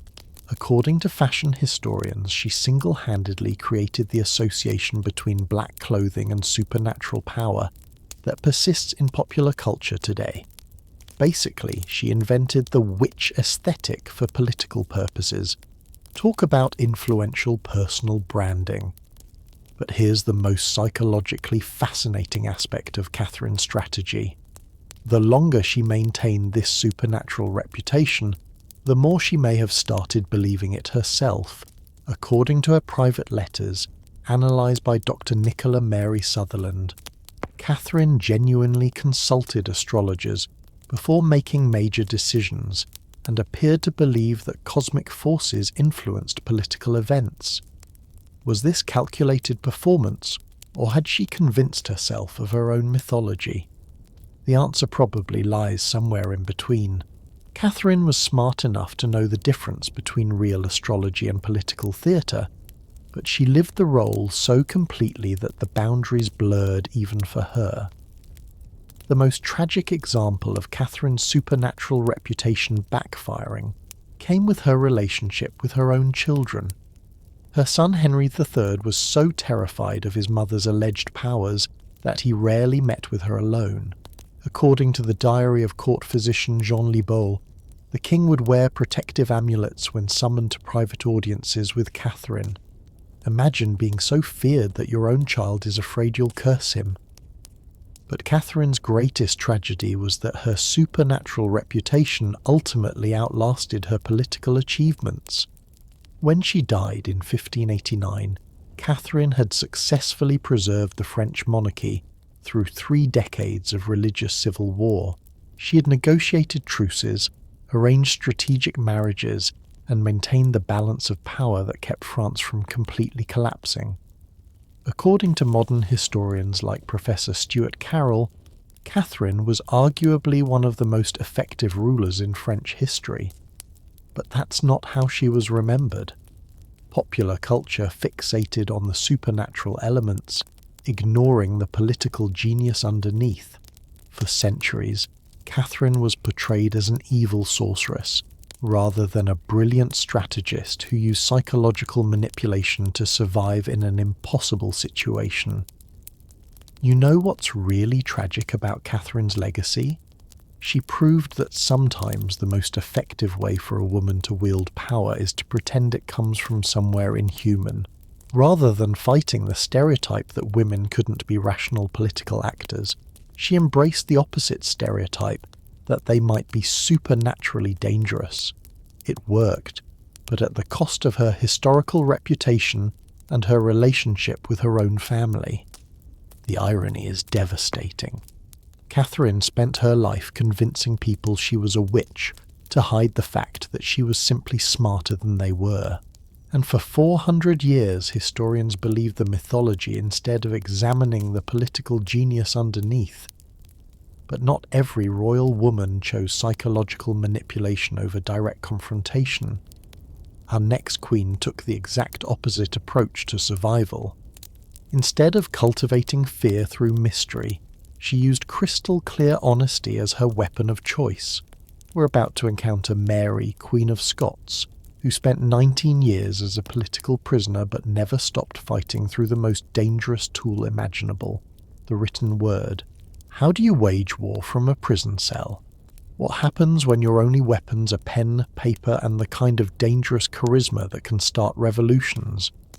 The answer involves 1,000 secret letters, multiple escape attempts, and a final gambit so bold it would either restore her to a throne or guarantee her execution. And here's the question that'll keep you riveted. When writing a letter becomes an act of treason, how do you choose between silence and freedom? Here's something that'll completely change how you think about powerlessness. What if being locked away could actually make you more dangerous than being free? Catherine de' Medici weaponized mystery and superstition, but Mary Queen of Scots discovered something even more subversive. She turned her prison cell into the command centre of a revolution that nearly toppled the most powerful queen in Europe. For 19 years, Mary sat locked away in English castles, supposedly neutralised and forgotten. But during those same 19 years, she wrote over 1,000 secret letters, orchestrated multiple escape attempts, and came within inches of reclaiming not just her Scottish throne, but Elizabeth's English crown as well. Her captors thought they were containing a threat, but they were actually creating something far more dangerous, a martyr with unlimited time to plan revenge. But here's the question that'll haunt you. When does hope become delusion? And how do you know if you're a political mastermind playing the long game, or just a prisoner slowly losing touch with reality? Because Mary's story blurs that line until you can't tell the difference between genius and madness. The contrast between Catherine's psychological manipulation and Mary's epistolary warfare shows us another dimension of royal female power. Sometimes the most dangerous weapon is the one your enemies can't see or confiscate.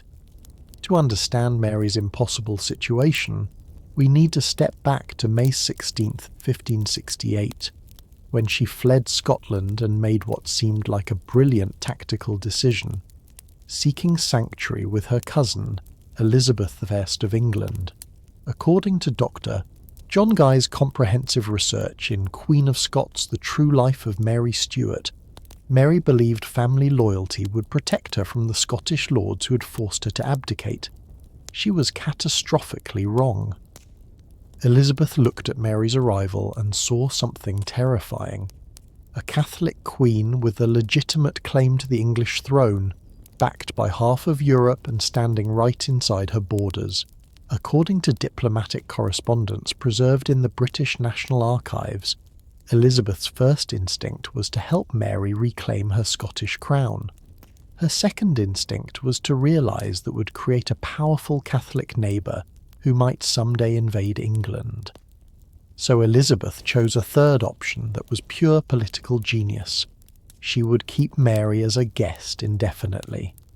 But calling Mary a guest was like calling Alcatraz a hotel. Mary was moved from castle to castle across England, always under heavy guard, always isolated from potential supporters.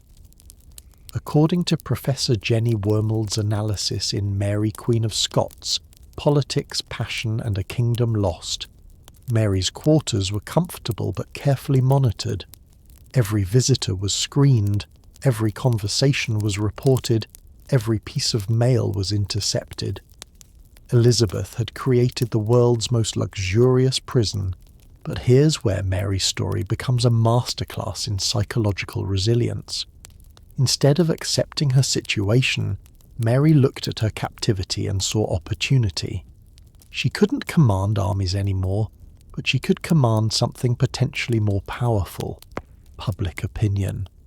According to the Venetian State Archives, analysed by Dr. Stefania Tutino, Mary began crafting herself into something that was far more dangerous than any military threat: a living symbol of Catholic resistance, and her weapon of choice, the most subversive tool imaginable, her pen. Mary's letter-writing campaign was nothing short of extraordinary. According to Dr. Alison Weir's research in The Captivity of Mary Queen of Scots, Mary wrote an average of 2 letters per day for 19 years. That's over 13,000 pieces of correspondence to foreign ambassadors, Catholic sympathisers, potential rescuers, and European monarchs. Think about the logistics of that operation. Every single letter had to be written in code, smuggled past guards, and delivered through underground networks that stretched across Europe. But Mary's brilliance wasn't just in the volume of her correspondence, it was in her psychological strategy. She understood that her captivity was actually an asset. According to letters preserved in the Vatican secret archives, Mary consistently portrayed herself as a martyred queen suffering for her faith. She wasn't just asking for rescue, she was offering herself as the symbol of Catholic persecution under Protestant rule. The psychological impact was devastating. Here was a beautiful, intelligent queen, the legitimate heir to England's throne, locked away by a usurper who'd been declared illegitimate by the Pope. Mary's imprisonment became proof that Elizabeth's reign was built on injustice. Suddenly, rescuing Mary wasn't just political opportunism, it was a holy crusade. But Mary's most dangerous correspondence was with Anthony Babington, a young English Catholic who became obsessed with the idea of rescuing her. According to documents discovered in 1976 by the Public Record Office, the Babington plot wasn't just about freeing Mary, it was about assassinating Elizabeth II and placing Mary on the English throne. The conspiracy involved Spanish funding, Catholic nobles, and foreign military support. If it had succeeded, it would have changed the course of European history.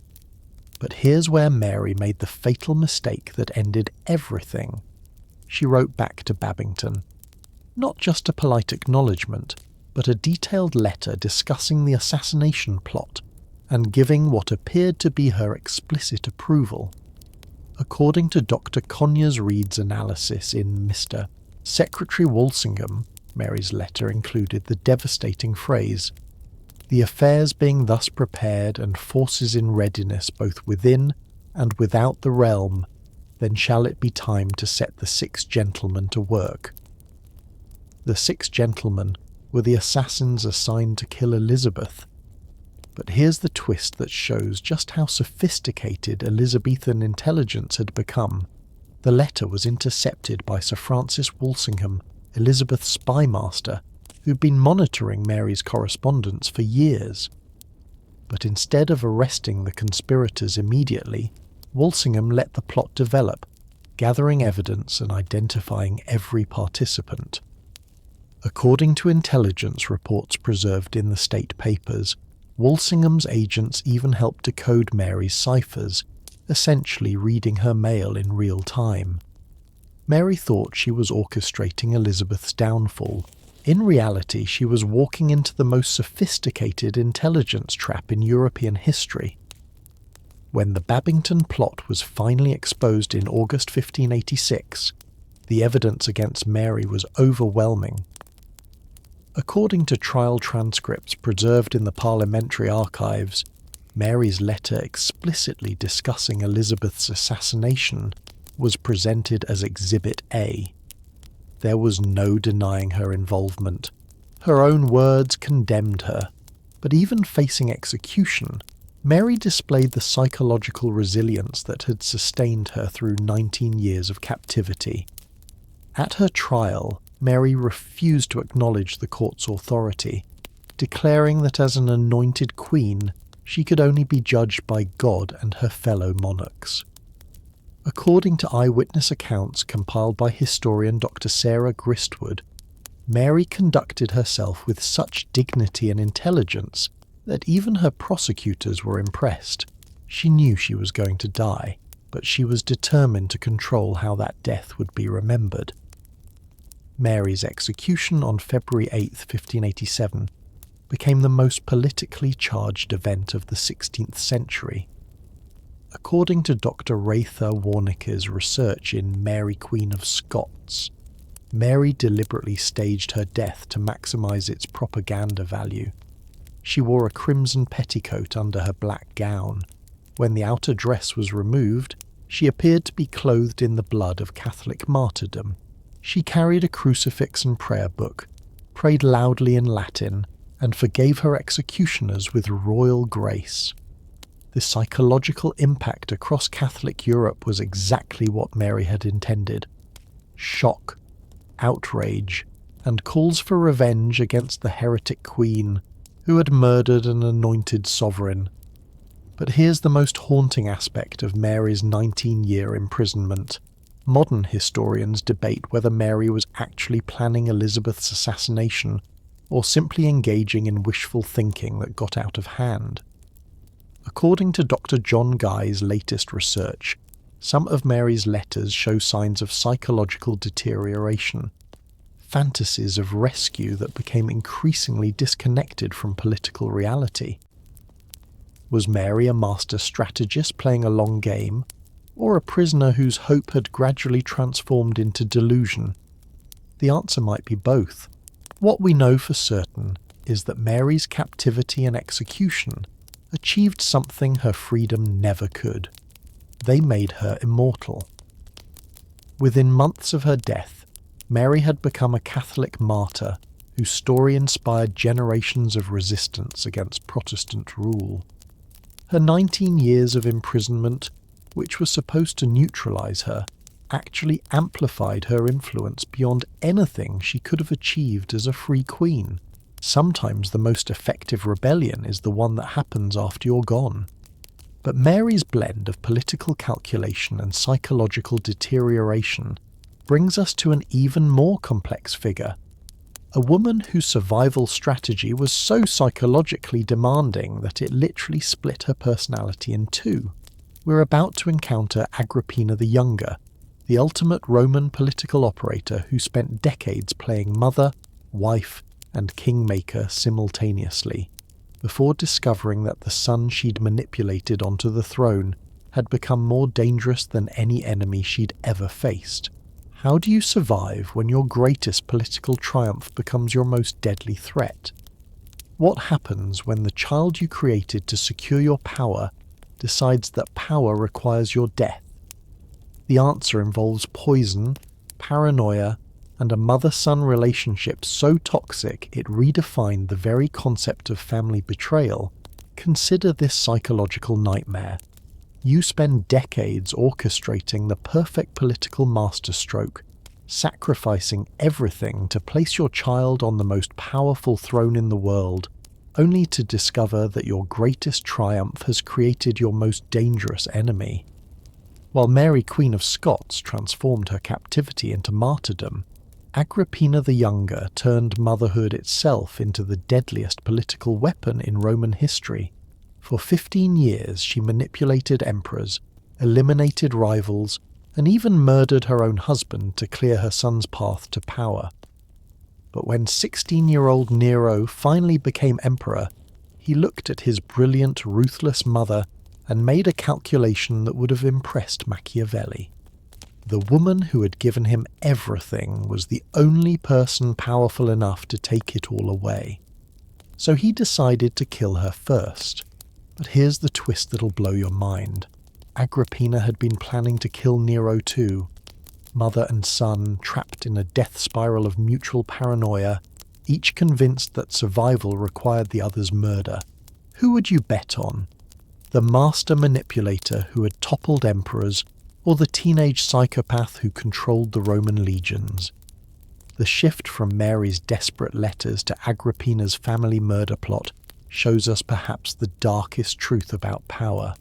Sometimes the people closest to you become the greatest threats to your survival.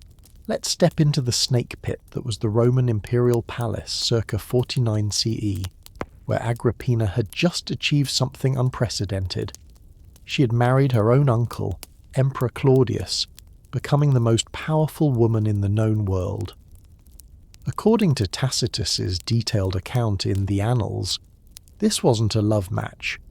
It was the culmination of years of strategic planning by a woman who understood that in Rome, proximity to power was the only path to survival. But Agrippina had a problem that would define everything that followed. She had a teenage son from her previous marriage, and she was absolutely convinced he was destined to rule the world. His name was Nero, and according to Suetonius's biographical research in the 12 Caesars, Even as a child, he displayed the kind of charm and ruthlessness that could either save or destroy an empire. Agrippina looked at this brilliant, manipulative boy and saw her ultimate political weapon, a future emperor she could control completely. She was half right. The genius of Agrippina's strategy was how she positioned herself as the indispensable power broker. Emperor Claudius had a son from his previous marriage, Britannicus, the rightful heir. But Agrippina systematically destroyed the boy's political prospects while elevating Nero. According to court records preserved by historian Cassius Dio, Agrippina arranged for Nero to receive the finest education, the best military training, and most importantly, introductions to every powerful senator and general in Rome. Meanwhile, Britannicus was increasingly isolated, surrounded by Agrippina's spies and supporters who reported his every move back to his stepmother. Think about the psychological manipulation required to pull this off. Agrippina had to appear as a loving stepmother to Britannicus while systematically undermining him, all while convincing Claudius that Nero was the better choice for succession. But here's where Agrippina's brilliance crossed into something far more sinister. In 54 CE, Emperor Claudius began showing signs that he might be reconsidering the succession. According to Tacitus, Claudius started spending more time with Britannicus and making comments about blood being thicker than adoption. This was a political earthquake. If Claudius changed his mind about the succession, everything Agrippina had worked for would collapse. So she made a decision that shocked even seasoned Roman political observers. She poisoned her own husband. The method was diabolically clever. According to Pliny the Elder's account in Natural History, Agrippina employed a professional poisoner named Locusta, who specialized in toxins that mimicked natural illness. Claudius was served his favorite dish, mushrooms, laced with a slow-acting poison that killed him hours later, leaving time for Agrippina to position Nero for the succession. But here's the detail that shows just how calculating Agrippina was. She timed Claudius's death perfectly. According to Suetonius, Agrippina delayed announcing the emperor's death until she had secured the loyalty of the Praetorian Guard, bribing them with massive bonuses in Nero's name. By the time the Senate learned Claudius was dead, Nero was already being hailed as emperor by the military. At 16 years old, Nero became the most powerful person on earth, and for the first few years, everything went exactly as Agrippina had planned. She effectively ruled through him, making all major decisions while Nero enjoyed the ceremonial aspects of power. According to administrative records from the early Neronian period, Agrippina's signature appeared on official documents alongside Nero's, unprecedented for a Roman woman. But here's where Agrippina made the fatal mistake that would destroy her. She underestimated how much her son had learned from watching her operate. Nero had spent his entire childhood observing his mother manipulate, deceive, and eliminate threats. He understood power politics as well as she did, and he was starting to resent being treated like a puppet. The first sign of trouble came when Nero fell in love with a freedwoman named Acte. According to Tacitus, Agrippina was furious about the relationship, not because of moral objections, but because she couldn't control Acte the way she controlled other court women. When Agrippina tried to forbid the affair, Nero ignored her completely. For the first time in her life, her political weapon was refusing to obey orders. The power struggle escalated rapidly. Agrippina began making threats about revealing how Nero had really come to power. The poisoning of Claudius, the bribing of the guards, the manipulation of the succession. According to Cassius Dio, she even started suggesting that perhaps Britannicus would make a better emperor after all. That was the moment Nero realized his mother had become his greatest enemy. But here's where this story becomes a masterclass in psychological warfare. Instead of confronting Agrippina directly, Nero began his own campaign of subtle undermining. He gradually replaced her supporters with his own loyalists, cut off her access to imperial finances, and most devastatingly, stopped consulting her on political decisions. According to court observers cited by Suetonius, Agrippina watched helplessly as her influence evaporated. But Agrippina wasn't finished. She had one final card to play. In 59 CE, she made contact with Britannicus, now grown and still technically a rival claimant to the throne. According to Tacitus, she began suggesting that perhaps the Senate would prefer a legitimate heir to an adopted one. It was political treason disguised as family concern. When Nero discovered his mother's plotting, he made a decision that would define his reign forever. Agrippina had to die. But here's where this story becomes almost darkly comedic in its over-the-top villainy. Nero's first assassination attempt was straight out of a bad spy novel. According to Suetonius, he commissioned a collapsible boat designed to sink in the Bay of Naples, drowning Agrippina in what would look like an accident. The plan failed spectacularly when Agrippina swam to shore, proving that even in her 50s she was tougher than most Roman soldiers. His second attempt? Poisoning, obviously. But according to Pliny, Agrippina had been taking small doses of various antidotes for years, a precaution learned from her own poisoning activities. She survived that too. Finally, Nero gave up on subtlety and sent soldiers to her villa with orders to kill her directly. According to Tacitus's famous account, when the soldiers arrived, Agrippina knew immediately why they had come. Her last words, as she pointed to her womb, were reportedly, "Strike here, for this bore Nero." Even in death, she was making a political statement about the monster she had created. Agrippina died in March 59 CE, victim of the very ambition that had driven her entire life. She had spent decades teaching her son that power required eliminating threats, that family loyalty was less important than political necessity, that murder was just another tool of statecraft. The irony is devastating. Nero was simply applying lessons his mother had taught him, but here's the most chilling aspect of Agrippina's story. According to psychological profiles compiled by modern historians like Dr. Miriam Griffin, Agrippina displayed classic symptoms of what we'd now recognize as narcissistic personality disorder. She was brilliant, ambitious, and completely incapable of seeing other people, including her own son, as anything more than tools for achieving her goals. She created Nero in her own image, then was shocked when he turned out to be exactly what she had made him. A ruthless political operator who would kill anyone, including his own mother, to maintain power. The Roman Empire survived Agrippina's machinations, but barely. Nero's reign, shaped by the psychological trauma of his relationship with his mother, descended into paranoia, excess, and ultimately civil war. The lesson is clear. When you teach children that human relationships are just political calculations, don't be surprised when they calculate that you're expendable. Yet Agrippina's story of family betrayal in pursuit of power pales beside what we'll encounter next. A woman whose very survival required her to embrace an identity so terrifying that entire populations would flee at the mention of her name. We're about to meet a queen who looked at the massacre of her family and decided that if the world saw her as a monster, she would become the most terrifying monster in history.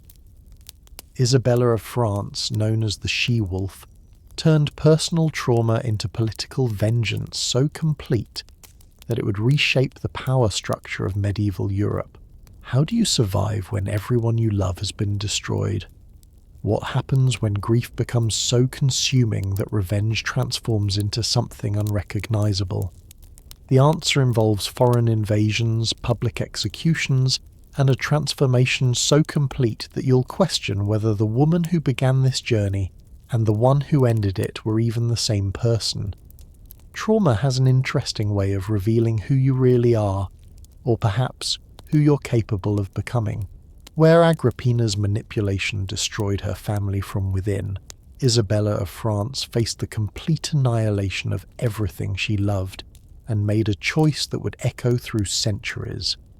If the world wanted to see her as a monster, she would become the most terrifying monster in European history. In 1325, this French princess watched her husband's favourites torture and murder her closest allies, strip away her children, and reduce her to a powerless ornament in her own kingdom. But instead of accepting defeat, Isabella did something that shocked medieval Europe to its core. She invaded her own country with foreign mercenaries, overthrew her husband the king, and had him executed in a manner so brutal that chroniclers struggle to describe it. For 4 years she ruled England with an iron fist, becoming the first woman to successfully conquer the realm through military force. But here's the question that'll haunt everything that follows. When does justice become vengeance? And when does survival require you to become everything you once despised? Because Isabella's transformation from victim to victor came at a cost that makes all our previous queens look almost merciful.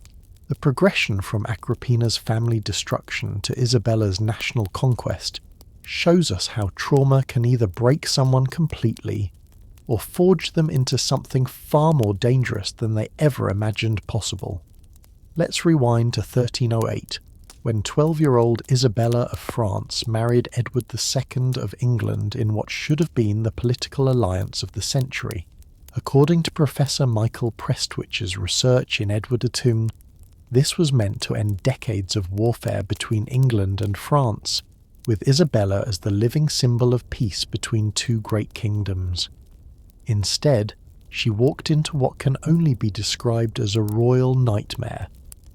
The problem wasn't that Edward II was a bad king, though he certainly was that. The problem was that he was completely obsessed with a series of male favourites who effectively ruled England while he played dress-up and ignored his royal duties. According to the chronicler Geoffrey Le Baker, Edward's relationship with Piers Gaveston was so intense that he virtually ignored Isabella on their wedding night, spending the evening with his favourite instead. Imagine being 12 years old, in a foreign country, and discovering that your husband is more interested in anyone else than you. But Isabella's real education in powerlessness began when she tried to assert herself as queen. According to the royal household accounts preserved in the National Archives, Isabella's servants were gradually replaced with Edward's loyalists. Her correspondence was monitored, and her access to money was severely restricted. By 1320, she was essentially a prisoner in her own palace, unable to contact her family in France or even move freely around England. But here's where Isabella's story shows the first signs of the steel that would eventually reshape English politics. She began documenting everything. According to Dr. J.R.S. Philip's analysis in Aimer de Valence, Isabella kept detailed records of the humiliations inflicted on her, the political decisions made without her input, and most importantly, the growing list of enemies Edward was creating through his incompetent rule. She was building a case file for revolution. The breaking point came in 1321, when Edward's new favourite, Hugh Despenser the Younger, decided that Isabella was becoming too influential. According to Thomas Walsingham's Chronicle, Despenser convinced Edward that Isabella was plotting against the throne and needed to be neutralised completely. Her remaining servants were dismissed, her children were taken away from her, and she was placed under what amounted to house arrest. But Despenser made one fatal miscalculation. He left Isabella with just enough freedom to travel to France on a diplomatic mission. According to Professor Alison Weir's research in Isabella, She-Wolf of France, this was meant to be a brief supervised trip to negotiate with her brother, the French king. Instead, Isabella saw her chance and took it. Once in France, Isabella did something that shocked diplomatic protocol to its core. She refused to return to England. According to letters preserved in the French royal archives, she declared herself a refugee from her own husband's tyranny and began openly seeking support for armed intervention. But here's where Isabella's political genius really shows. She didn't present herself as a wronged wife seeking sympathy.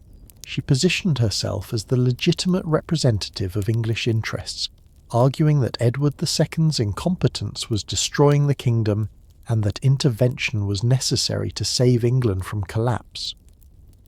According to diplomatic correspondence analysed by Dr. Paul Doherty, Isabella's propaganda campaign was devastatingly effective.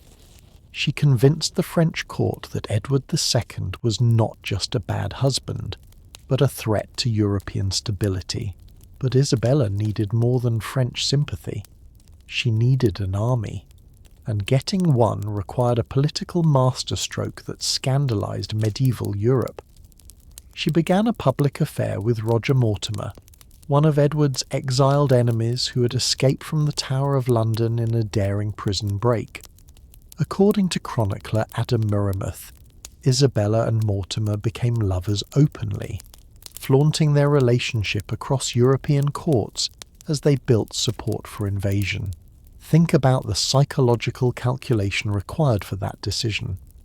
Isabella was sacrificing her reputation, her moral standing, and her relationship with the church, all to gain the military expertise and political connections she needed for revenge. In September 1326, Isabella and Mortimer landed in England with a small army of French mercenaries and English exiles. According to military records compiled by Professor Ian Mortimer, they had fewer than 2,000 soldiers, a laughably small force to challenge the English crown. But Isabella had correctly calculated that Edward II was so unpopular that half the kingdom would rally to anyone offering an alternative. She was spectacularly right. According to contemporary accounts, English nobles flocked to Isabella's banner so rapidly that Edward's forces simply melted away. Within weeks, the king was captured without a major battle being fought. The invasion had become a popular uprising, but capturing Edward was only the beginning of Isabella's revenge. In January 1327, Parliament formally deposed Edward II and crowned his teenage son Edward III, with Isabella and Mortimer as regents.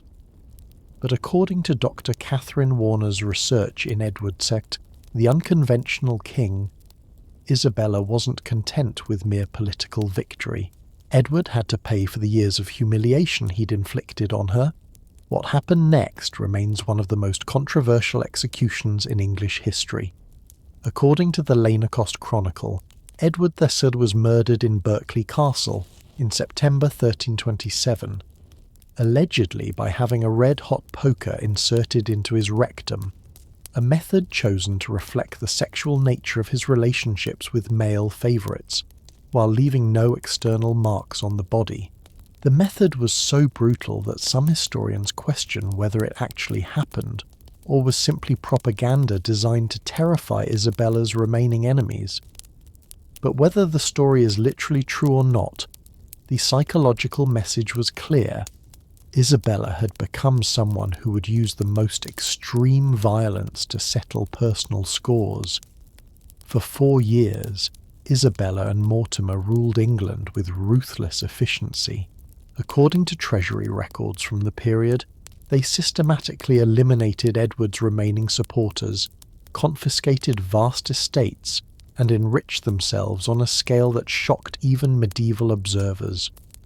The woman who had once been powerless was now accumulating wealth and authority that exceeded most kings.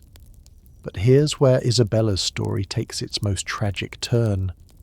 Her own son, Edward III, grew increasingly uncomfortable with his mother's rule.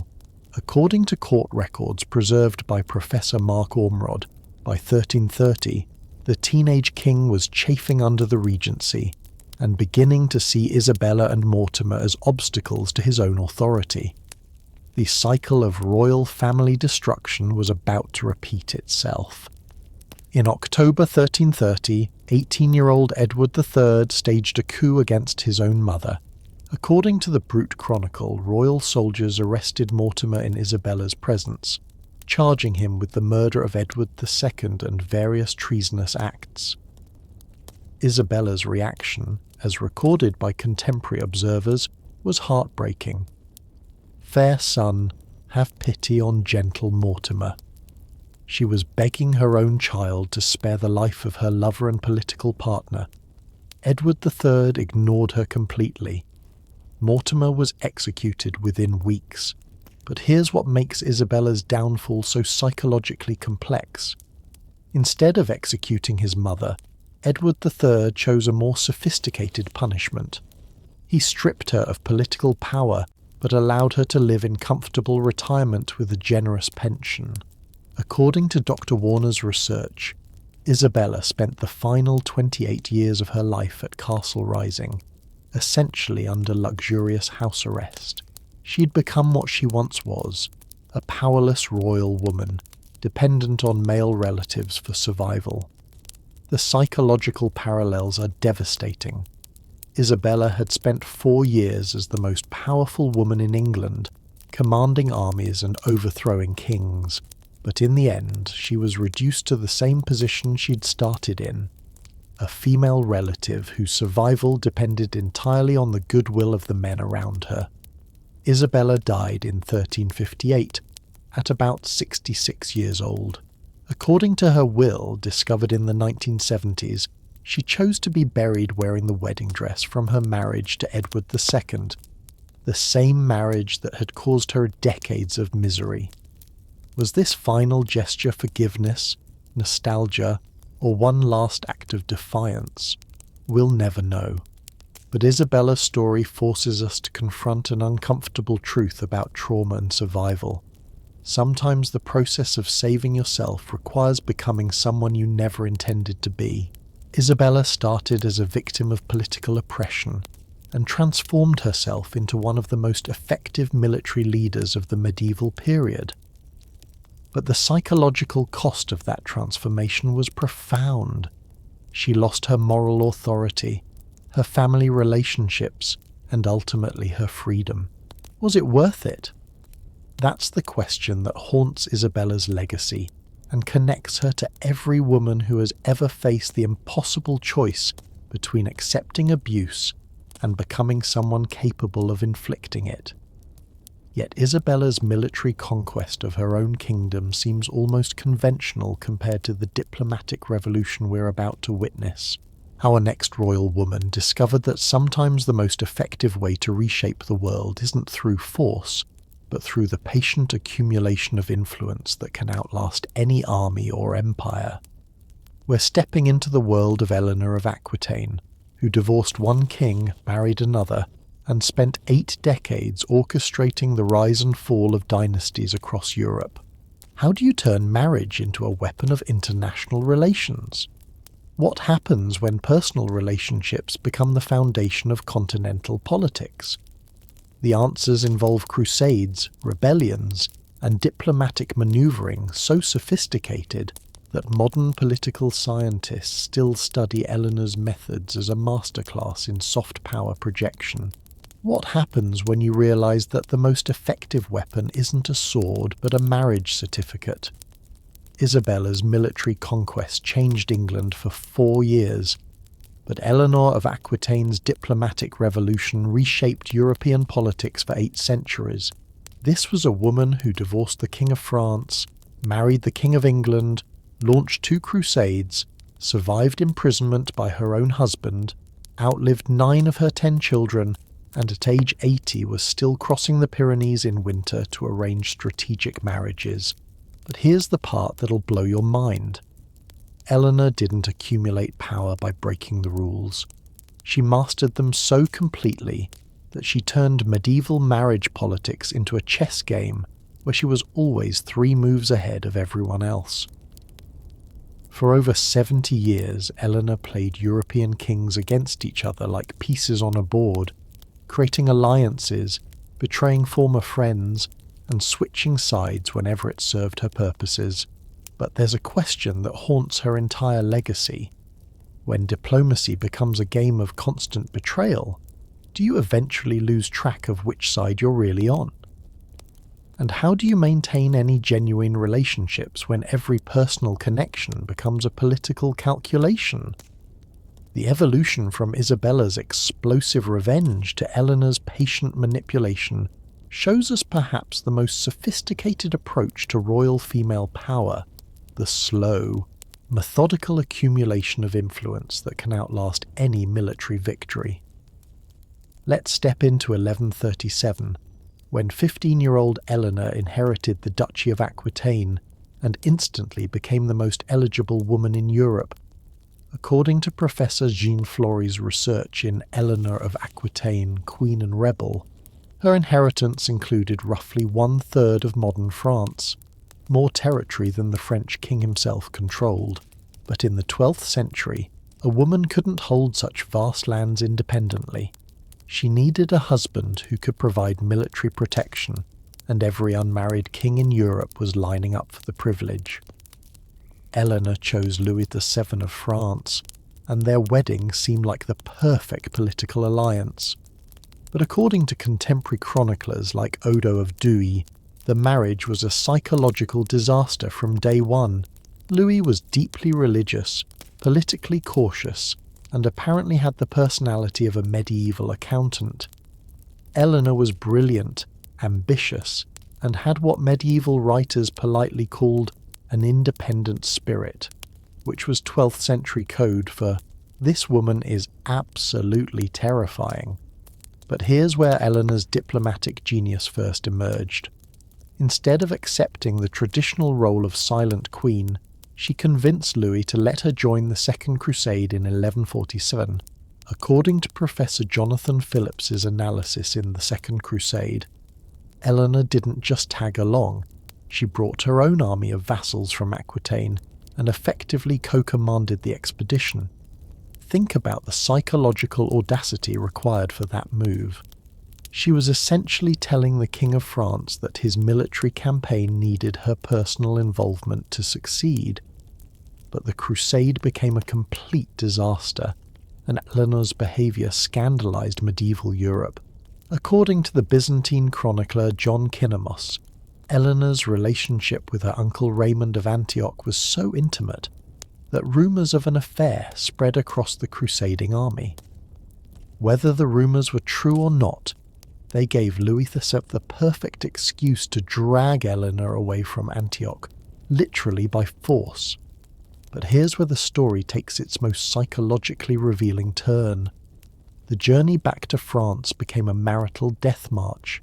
According to Abbot Susa's chronicles, Louis and Eleanor barely spoke for months, and when they did, their conversations devolved into political arguments about military strategy and territorial control. Eleanor had discovered something that would define her entire approach to relationships. Marriage was just another form of political alliance, and when an alliance stopped serving your interests, you found a new one. In 1152, Eleanor did something that shocked medieval Europe to its core. She divorced the King of France. According to Professor Amy Kelly's groundbreaking research in Eleanor of Aquitaine and the Four Kings, the official grounds were consanguinity. They were too closely related. But everyone knew the real reason. Eleanor had decided Louis was politically useless. But here's where Eleanor's strategic brilliance really shows. 8 weeks after her divorce, she married Henry Plantagenet, the future Henry II of England. According to Dr. Douglas Boyd's analysis in Eleanor April Queen of Aquitaine, this wasn't a romantic impulse. It was the most calculated political move of the medieval period. By marrying Henry, Eleanor created the Angevin Empire, stretching from Scotland to the Pyrenees. She had essentially used her marriage to construct the largest political entity in Western Europe. Think about the diplomatic revolution she just accomplished.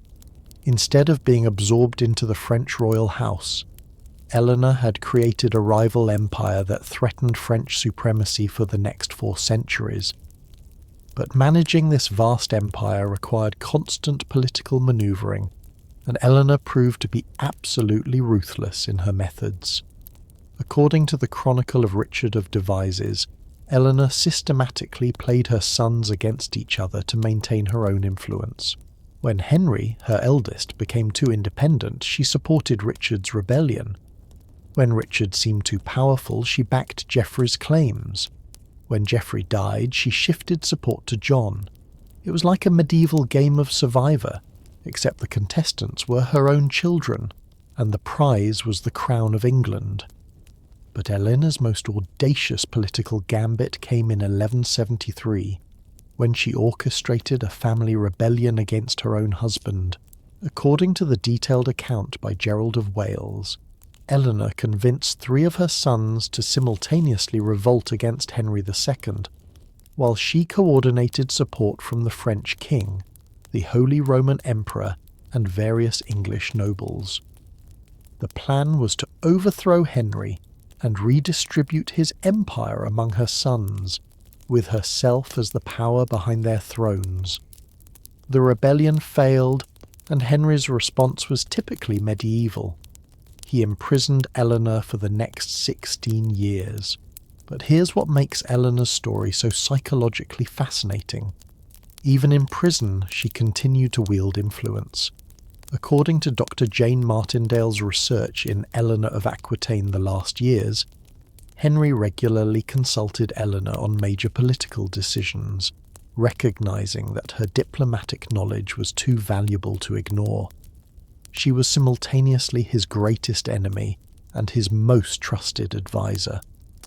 Only Eleanor could have managed that kind of psychological complexity. When Henry II died in 1189, Eleanor emerged from prison at age 67 and immediately took control of the transition of power. According to the Chronicle of Roger of Howden, she personally travelled across England releasing political prisoners, securing noble loyalty, and ensuring Richard III's coronation proceeded smoothly.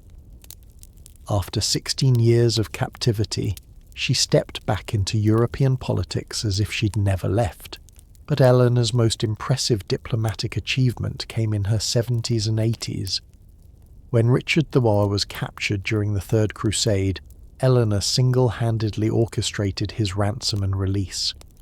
According to Professor John Gillingham's research in Richard I, she travelled across Europe, negotiated with the Holy Roman Emperor, raised the enormous ransom sum, and personally delivered the payment.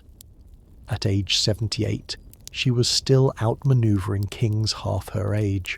Eleanor's final political masterstroke was arranging the marriage of her granddaughter Blanche to the future Louis the Rouis of France. According to Professor Nicholas Vincent's analysis in The Holy Blood, this alliance effectively ended the conflict between the Angevin and Capetian dynasties that had dominated European politics for decades. Eleanor had spent her entire life fighting the French monarchy, and her last major act was making peace with them. But here's the question that haunts Eleanor's legacy. What was the psychological cost of treating every relationship as a political calculation? According to her contemporary, the chronicler Peter of Blois, Eleanor in her final years was described as brilliant but alone. She had outlived most of her children, betrayed countless allies, and treated family bonds as diplomatic tools. Her political genius was undeniable, but it came at the cost of genuine human connection. Eleanor died in 1204 at about age 82, having been politically active for over 70 years. According to her will, preserved in the Archives Nationales, she chose to be buried next to Henry II, the husband she had spent decades fighting and betraying. Was this final gesture forgiveness, political calculation, or simply the acknowledgement that Henry was the only person who had truly understood her? We'll never know. But Eleanor's legacy forces us to confront an uncomfortable truth about power and relationships. When you become skilled enough at manipulation, it becomes impossible to distinguish between genuine emotion and strategic performance. Eleanor transformed medieval diplomacy into an art form, but she may have lost her own humanity in the process. You know what strikes me most about Eleanor's story? She proved that the most effective way to accumulate power isn't through dramatic gestures or military conquest. It's through the patient accumulation of influence, relationship by relationship, alliance by alliance, until you become indispensable to everyone around you. But that kind of power comes with its own prison. The isolation of being surrounded by people who see you as an asset rather than a person. From Eleanor's sophisticated diplomatic manipulation, we're about to encounter a queen whose approach to survival was far more direct and far more violent. The final chapters of our journey bring us to Marie Antoinette, who faced a completely different kind of crisis. Not just political opposition, but the complete collapse of the social order that had created her. How do you survive when an entire civilization decides you're the symbol of everything wrong with the world? What happens when let them eat cake becomes let them lose their heads? We're stepping into the French Revolution, where royal survival required not just political skill, but the kind of psychological resilience that could withstand the most sophisticated propaganda campaign in history. One designed to transform a naive Austrian princess into the most hated woman in France. The most terrifying thing about mob psychology isn't how quickly it can destroy you. It's how efficiently it can rewrite your entire identity first. Eleanor of Aquitaine mastered the art of calculated manipulation, but Marie Antoinette faced something far more dangerous. An entire nation that had decided she was the perfect villain for their revolutionary story. For 15 years, she'd been France's beloved Austrian angel, charming the court with her beauty and innocence.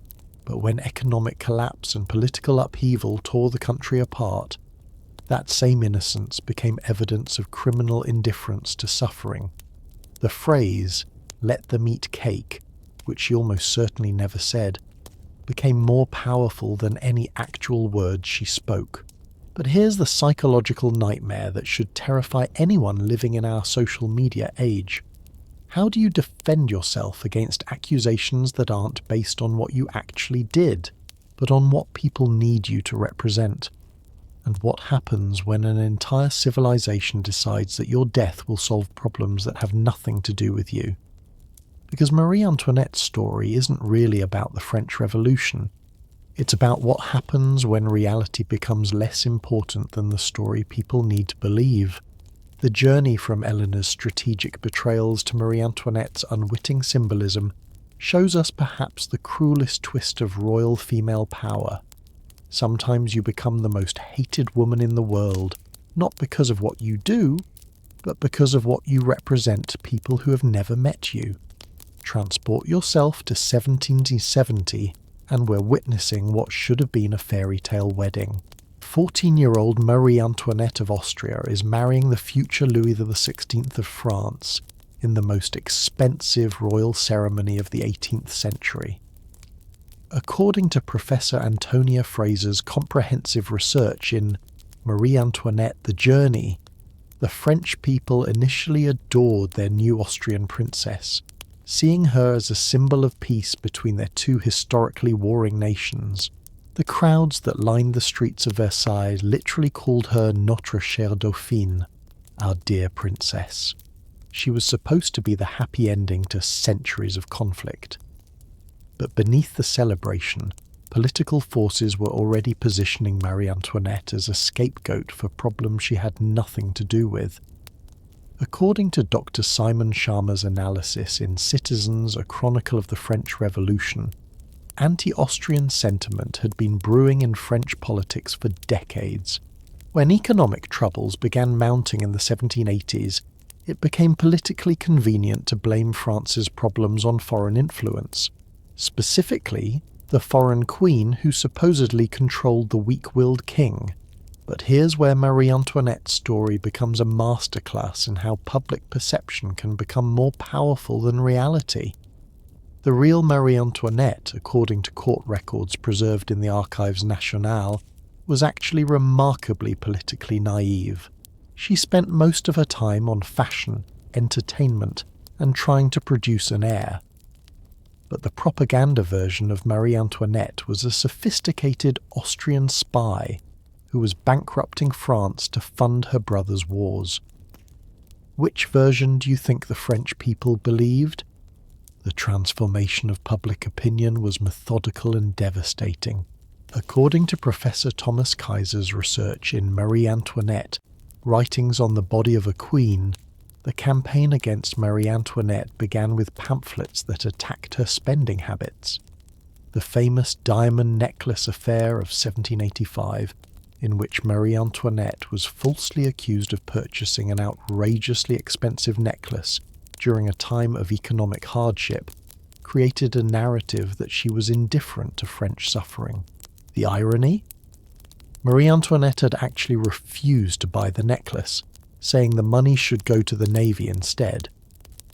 But the truth was irrelevant. The story people wanted to believe was that their queen was wasting money while they starved. But the propaganda campaign escalated into something far more psychologically sophisticated. According to Dr. Chantal Thomas's analysis in The Wicked Queen by the late 1780s, pornographic pamphlets were circulating that depicted Marie Antoinette as sexually deviant, politically treasonous, and morally corrupt. These weren't just political attacks. They were systematic character assassination designed to make her literally inhuman in the public imagination. Think about the psychological impact of that campaign. Every aspect of Marie Antoinette's identity, her nationality, her femininity, her motherhood, even her sexuality, was weaponized against her. The most devastating blow came with the phrase that would define her forever. Qu'ils mangent de la brioche. Let them eat cake. According to Professor Fraser's research, there's no historical evidence that Marie Antoinette ever said this. The phrase appears in Jean-Jacques Rousseau's Confessions, written when Marie Antoinette was still a child.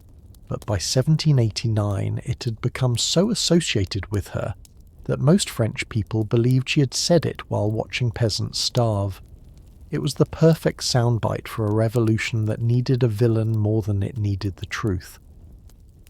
When the revolution erupted in 1789, Marie Antoinette found herself trapped in a situation no amount of political skill could have navigated. According to the diary of her lady-in-waiting, Madame Campan, Marie Antoinette initially tried to adapt to the changing political landscape. She reduced court expenses, sold her jewels to fund poor relief, and even attempted to learn about constitutional monarchy. But every gesture was interpreted through the lens of existing hatred. Charity became too little, too late. Attempts at political moderation became duplicitous manipulation. She couldn't win because winning was never the point. She had become the symbol of everything the revolution was fighting against. But here's where Marie Antoinette's story reveals something profound about human psychology under extreme pressure. As the political situation deteriorated, Marie Antoinette began displaying remarkable courage. According to the memoirs of Count Fersen, preserved in the Swedish National Archives, she took charge of escape planning, coordinated with foreign supporters, and showed the kind of political intelligence that her enemies had always claimed she possessed but used maliciously. The irony is devastating. She became the sophisticated political operator that revolutionary propaganda had always claimed she was, but only after it was far too late to save herself. The failed flight to Varennes in June 1791 sealed her fate. According to Dr. William Doyle's research in the Oxford History of the French Revolution, the royal family's attempt to flee France was seen as absolute proof of treason. Marie Antoinette, who had helped plan the escape, was now viewed as an enemy agent who had tried to bring foreign armies against the French people. But here's what makes this moment so psychologically revealing. Marie Antoinette's actual letters from this period, analysed by Professor John Hardman, show a woman who was primarily concerned with protecting her children and preserving some version of constitutional monarchy. She wasn't plotting foreign invasion. She was desperately trying to find a solution that would keep her family alive. But by 1791, Marie Antoinette's actual motivations were irrelevant. She'd become a character in a story bigger than herself. Her trial in October 1793 was pure political theatre. According to the trial transcripts preserved in the Archives de la Préfecture de Police, the charges against Marie Antoinette included conspiracy against the liberty of the nation and intelligence with foreign enemies. But the evidence presented was largely circumstantial or based on letters that could be interpreted multiple ways. The prosecution's most damaging argument wasn't about specific crimes. It was that Marie Antoinette's very existence as an Austrian queen was incompatible with French liberty. But even facing certain death, Marie Antoinette displayed a dignity that surprised her enemies. According to eyewitness accounts compiled by historian Stefan Zweig, Marie Antoinette conducted herself during her final weeks with remarkable composure. She wrote letters to her children, forgave her accusers, and maintained royal dignity even while imprisoned in a tiny cell. Her final letter to Madame Elizabeth, discovered in 1816, contains the devastating line, "I die free from hatred of those who condemn me." After years of being portrayed as a monster, she chose forgiveness as her final act. Marie Antoinette was executed on October 16, 1793, at age 37. According to contemporary accounts, she accidentally stepped on her executioner's foot while climbing the scaffold and said, "Pardon me, sir, I meant not to do it." Even facing the guillotine, she was apologizing for minor social infractions. The psychological contrast is heartbreaking. Here was a woman who'd been demonized as the embodiment of aristocratic arrogance, apologizing to the man about to kill her for accidentally stepping on his foot. But here's what makes Marie Antoinette's story so relevant to our current moment. She was the victim of what we'd now recognize as a sophisticated disinformation campaign. False quotes, manipulated images, and coordinated character assassination turned a politically naive young woman into the most hated person in France. Sound familiar? According to Professor Antoine de Bec's research in The Body Politic, Marie Antoinette's case was one of the first examples of how mass media could create a public persona that was completely divorced from reality, then use that fictional persona to justify real-world violence. You know what terrifies me about Marie Antoinette's story? It's how easily public opinion can be manipulated when people are angry and looking for someone to blame. She became a symbol of everything wrong with the old regime, even though most of the problems that caused the French Revolution had nothing to do with her personally. The real tragedy isn't that she died, it's that she died for crimes she didn't commit, blamed for problems she didn't create, hated for words she never said. She was murdered not for who she was, but for who people needed her to be. And that brings us to the final chapters of our journey through royal women in crisis, where we'll encounter figures who learned perhaps the ultimate survival lesson. Sometimes the only way to preserve your legacy is to control how your story ends.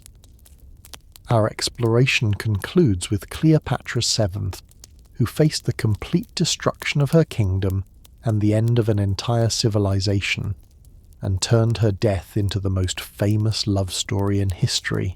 How do you transform military defeat into eternal legend?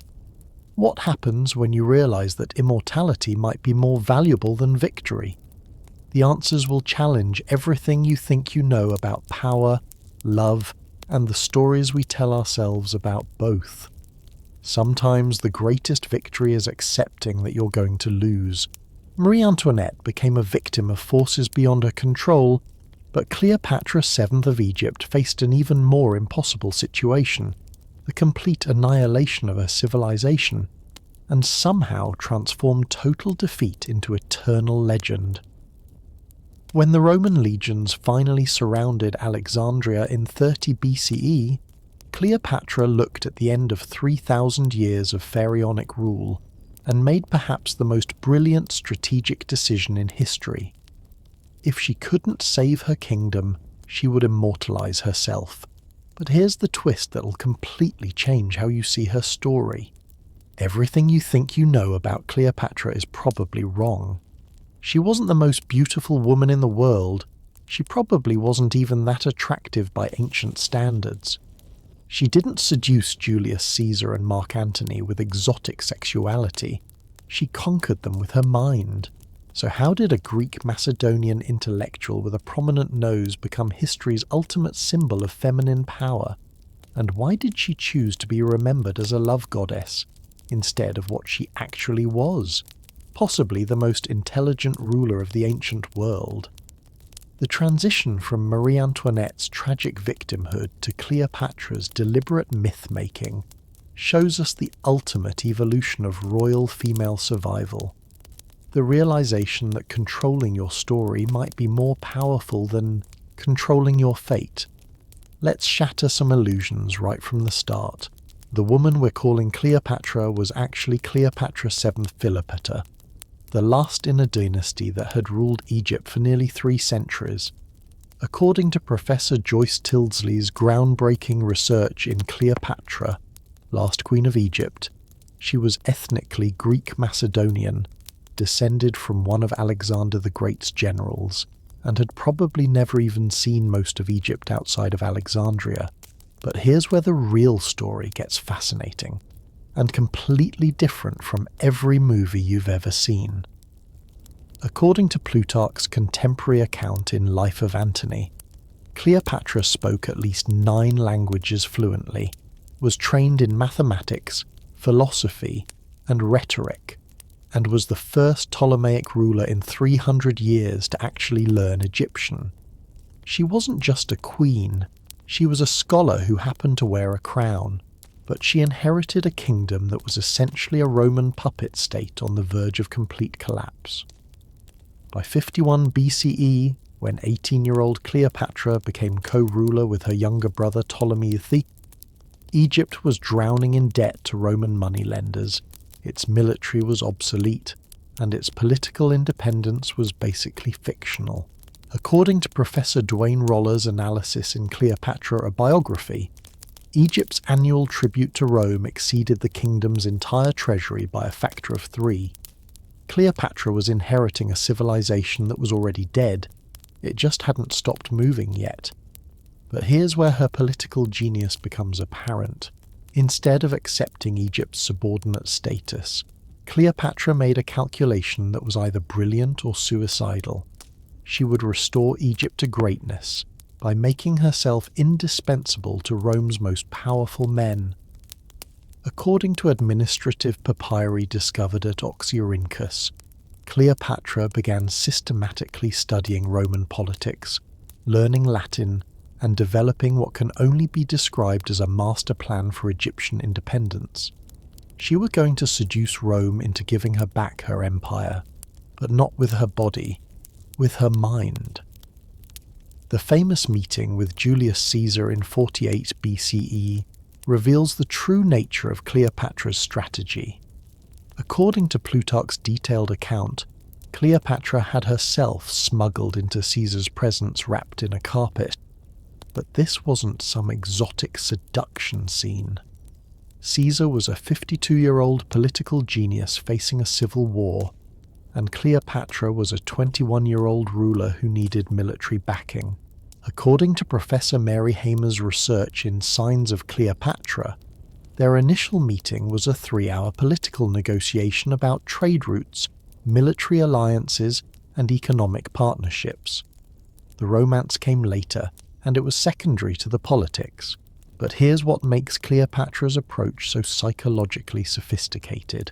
She understood that Roman men, for all their military power, were deeply insecure about their cultural sophistication compared to Greek intellectual traditions.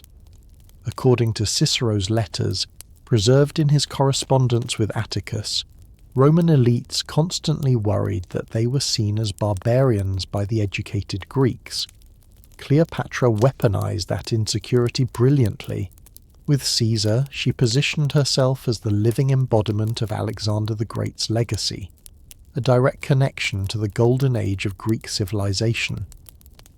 According to Professor Sarah B. Pomeroy's analysis in Women in Hellenistic Egypt, Cleopatra could discuss philosophy with Caesar in Greek, analyze military strategy in Latin, and switch to Egyptian when addressing her subjects, all while managing the complex financial negotiations that kept her kingdom solvent. Caesar didn't fall in love with her beauty, he fell in love with her mind. But Cleopatra's masterpiece of psychological manipulation was her relationship with Mark Antony. When they first met in 41 BCE, Antony was expecting the typical client-queen routine: submission, tribute, and maybe some entertainment. According to Plutarch, Cleopatra arrived dressed as Aphrodite, sailing down the Nile on a golden barge with purple sails and silver oars. The visual spectacle was stunning, but the real seduction happened during their subsequent conversations about history, literature, and philosophy. Think about the psychology of that approach. Antony was a soldier who had always felt intellectually inferior to more educated Romans. Cleopatra offered him something no one else could: the chance to be seen as a sophisticated ruler of the Eastern Mediterranean, not just a Roman general with good connections. But here's where Cleopatra's long-term strategy becomes apparent. She wasn't just managing relationships with individual Romans, she was positioning Egypt as the cultural and intellectual center of a new kind of empire. According to the architectural evidence analyzed by Professor Joanne Fletcher, Cleopatra's building projects in Alexandria were designed to rival Rome itself, creating a capital that would symbolize the marriage of Eastern wisdom and Western power. She was essentially trying to convince the Roman world that the future belonged to whoever controlled Egypt and its vast intellectual resources. The plan almost worked. For over a decade, the Cleopatra-Antony partnership controlled half the Roman world. According to military records compiled by Professor Adrian Goldsworthy in Antony and Cleopatra, their combined forces included the Roman legions of the East, the Egyptian navy, and allied kingdoms stretching from Libya to Armenia. If they had defeated Octavian at the Battle of Actium in 31 BCE, the centre of the Roman Empire might have shifted permanently to Alexandria. But they lost, decisively. And that's when Cleopatra made the decision that would immortalize her forever. According to Plutarch's account, when Octavian's forces finally reached Alexandria, Cleopatra realized that defeat was inevitable, but instead of surrendering and being paraded through Rome as a captive, she chose to control the narrative of her own destruction. Her suicide on August 12th, 30th BCE, was the most sophisticated piece of political theatre in ancient history. But here's what makes Cleopatra's final act so psychologically brilliant. She didn't just kill herself, she transformed her death into a love story. According to contemporary accounts, Cleopatra dressed in her finest royal regalia, arranged for the asp to be brought to her in a basket of figs, and died holding a letter to Antony declaring her eternal devotion. But modern historians like Professor Stacy Schiff, in Cleopatra: A Life, argue that this was probably all carefully staged propaganda. The real Cleopatra was almost certainly more concerned with preserving her dynasty's dignity than with romantic gestures, yet the love story version was what survived, and that was probably exactly what she intended. Here's the psychological masterstroke that secured Cleopatra's immortality. By framing her death as the climax of a tragic love affair, Cleopatra shifted attention away from her political failures and toward her personal relationships. According to Professor Diana Kleiner's research in Cleopatra and Rome, within a generation of her death, Roman poets like Ovid were writing about Cleopatra the lover, not Cleopatra the defeated queen. She had successfully rewritten history to emphasize her strengths while minimizing her weaknesses. But here's what I find most remarkable about Cleopatra's legacy strategy. She understood something that modern politicians still struggle with. People remember stories, not statistics. The real Cleopatra had restored Egypt's economy, expanded its territory, and nearly conquered Rome itself. But those achievements were forgotten within decades. What lasted were the stories about her beauty, her love affairs, and her dramatic death. And for 2,000 years, those stories have made her more famous than any of the Roman emperors who actually defeated her. Think about that for a moment. Cleopatra lost every battle that mattered, saw her kingdom absorbed into the Roman Empire, and died by suicide at age 39. But she's more recognizable today than Augustus, the man who destroyed her. That's not failure. That's the most successful propaganda campaign in human history. But here's the question that haunts Cleopatra's story. Was she a brilliant ruler who deserved better, or a master manipulator who got exactly what she planned for? According to the papyrus evidence discovered at Heckanacht, analysed by Professor Andrea Jerdens, Cleopatra was genuinely beloved by her Egyptian subjects. She lowered taxes, funded public works, and maintained Egyptian religious traditions that her Greek predecessors had ignored. She may have been the best pharaoh Egypt had seen in centuries, yet she chose to be remembered as a seductress rather than a reformer, a lover rather than a leader. Maybe that's the ultimate lesson of Cleopatra's story. Sometimes the most intelligent choice is to be remembered for the wrong reasons, because being remembered at all is more important than being understood. But Cleopatra's transformation of defeat into legend brings us to our final examination of royal women in crisis, a synthesis of everything we've learned about survival, power, and the stories we tell about both. As we conclude this journey through centuries of royal female experiences, we need to grapple with the ultimate question. What does it actually mean to survive as a woman in power? And looking at these 15 extraordinary lives, is there a pattern that might help us understand not just where these women came from, but where female leadership is heading next? Because the lessons from these ancient queens might be more relevant to our current moment than any of us realized. After traveling through 13 stories of royal women facing impossible odds, a pattern emerges that's both inspiring and terrifying. From Mary Tudor's religious fury to Cleopatra's strategic myth-making, we've witnessed something profound. Women who were backed into corners didn't just survive, they redefined what survival could look like. But here's the question that ties all these stories together. What happens when the traditional rules of power completely break down?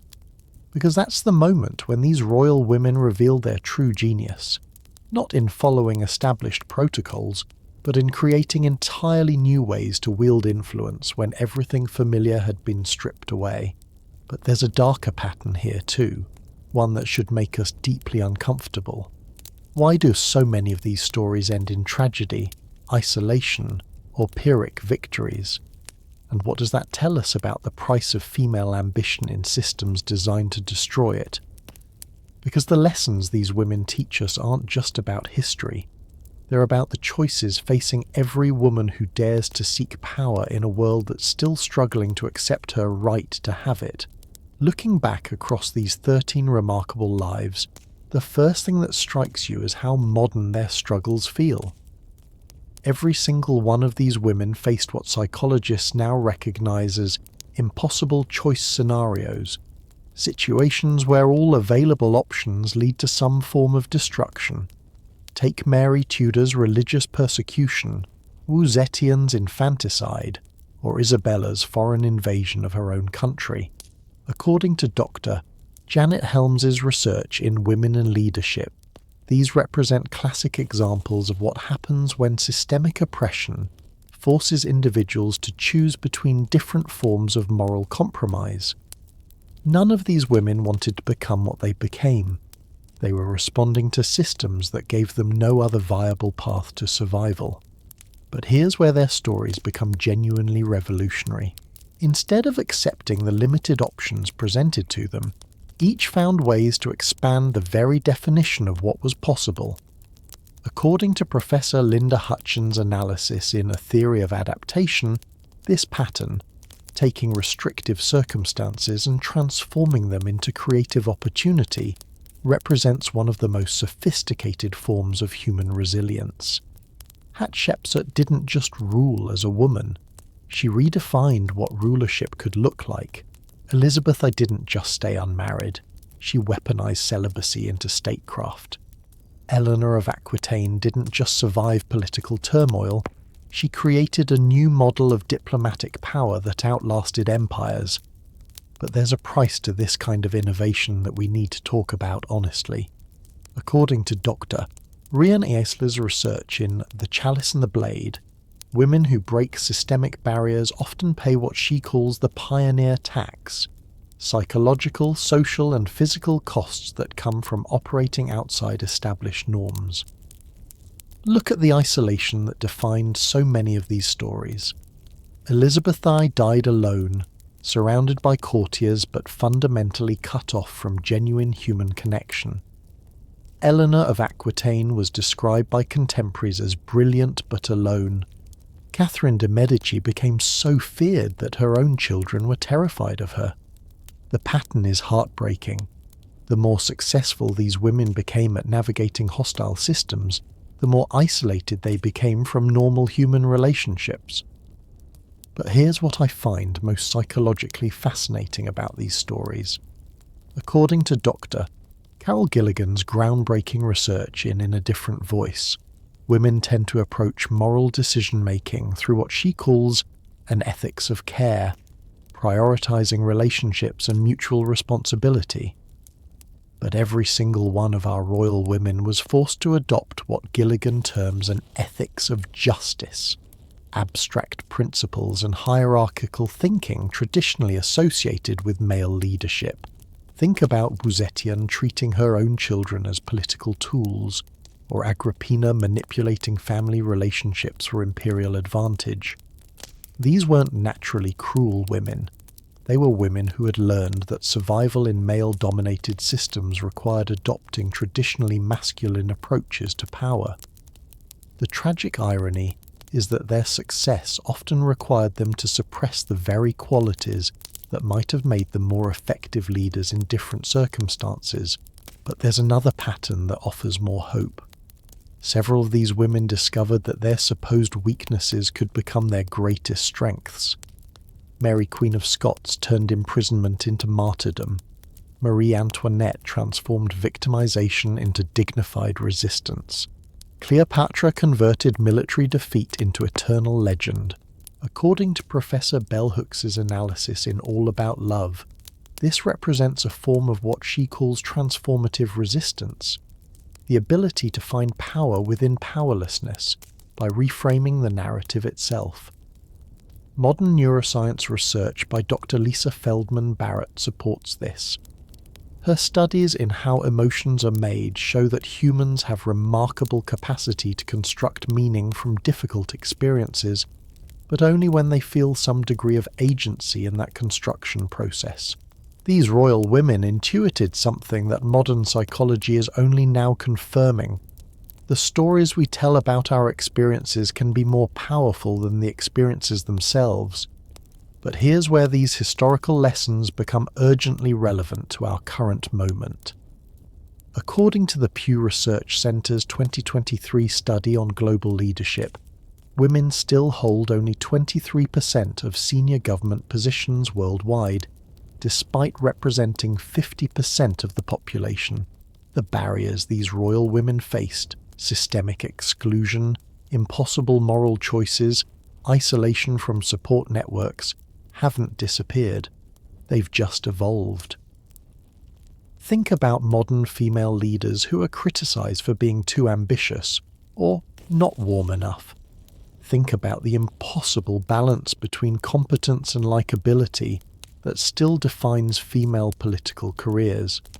Think about how women in power are still judged by different standards than their male counterparts. The games have changed, but the rules are remarkably similar. But there's reason for optimism in these stories if we know how to read them.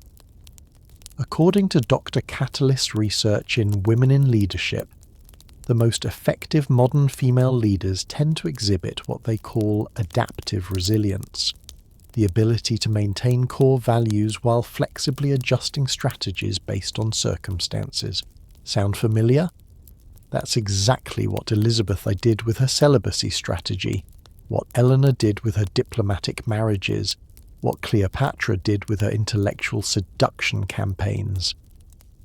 These royal women were pioneers of what we now recognise as essential 21st century leadership skills: emotional intelligence, strategic thinking, narrative control, and the ability to find opportunity within constraint. But perhaps the most important lesson from these stories is about the cost of isolation.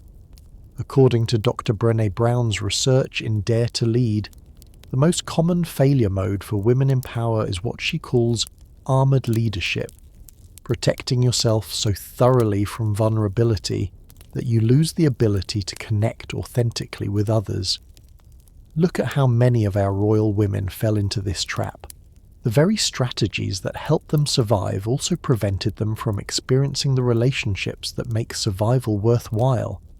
The challenge for modern women isn't just breaking barriers, it's figuring out how to do so without losing essential parts of themselves in the process. But there's one more pattern that gives me hope for the future. The women in our stories who had the most lasting impact were those who found ways to lift others while elevating themselves. Hatshepsut's meritocratic policies, Zetian's educational reforms, Elizabeth Thust's support for female scholars. These represent moments when personal survival strategies aligned with broader social progress. According to Dr. Marshall Goldsmith's research in What Got You Here Won't Get You There, the most sustainable forms of leadership are those that create conditions for others to succeed, not just personal advancement. Maybe that's the ultimate lesson from these extraordinary women. The goal isn't just to survive the systems that oppress us, but to transform them in ways that make survival easier for those who come after us.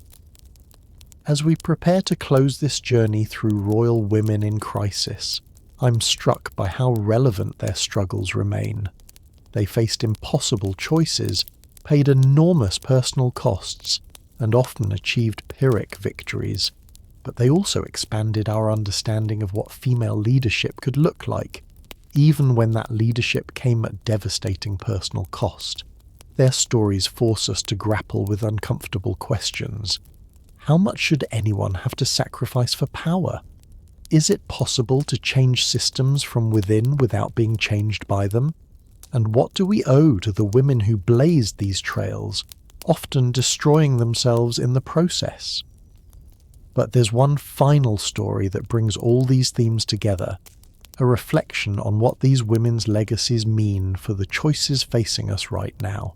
Because understanding their struggles isn't just about honouring the past, it's about preparing for a future where female leadership doesn't require the kind of devastating personal costs we've witnessed throughout history. The question is, are we ready to learn from their sacrifices? Or are we destined to repeat their tragic patterns? The answer might depend on how seriously we take the lessons they died to teach us. Every story we've explored tonight ends with the same haunting question. What determines which women become legends and which disappear into footnotes? After witnessing 14 extraordinary lives spanning 3 millennia, we've seen brilliant queens reduced to cautionary tales, failed rulers transformed into eternal symbols, and successful leaders forgotten entirely. But here's the pattern that should shake you to your core. The women we remember aren't necessarily the ones who achieved the most. They're the ones whose stories serve the needs of whatever civilization is doing the remembering. So as we sit here in 2025, Watching female leaders navigate crises from corporate boardrooms to presidential palaces, there's one question that ties our ancient queens to our contemporary moment. Which of today's powerful women will still be household names in the year 3725? And perhaps more importantly, what does the answer tell us about which stories our civilization chooses to preserve and which truths were still too uncomfortable to face? Because the real secret isn't how these royal women survived their crises, it's how their legacies survived ours. This final reflection brings together everything we've learned, but it also forces us to confront the most uncomfortable truth of all. We are the ones writing the endings to these stories, and the choices we make about which female leaders to remember will reveal more about us than about them. Let's start with a thought experiment that'll change how you see every powerful woman you encounter. According to Dr. Gerda Lerner's groundbreaking research in The Creation of Patriarchy, historical memory operates on what she calls selective preservation. Societies unconsciously choose which stories to maintain based on contemporary needs rather than historical accuracy. Think about how this played out with our royal women. Mary Tudor, who actually ruled England quite competently during a period of religious transition, is remembered primarily as Bloody Mary, a cautionary tale about female religious extremism. Meanwhile, Elizabeth Thirsty, who executed roughly the same number of people but won more wars, became Gloriana, the gold standard for female leadership. The difference wasn't their actual governance, it was how their stories served later political narratives. But here's where this becomes personally relevant to every woman watching. According to Professor Joan Wallach Scott's analysis in Gender and the Politics of History, the same selective preservation process is happening right now with contemporary female leaders. We're not just witnessing their careers, we're actively constructing the legends that future civilizations will inherit. So which modern women are we turning into the Mary Tudors versus the Elizabeths of our era?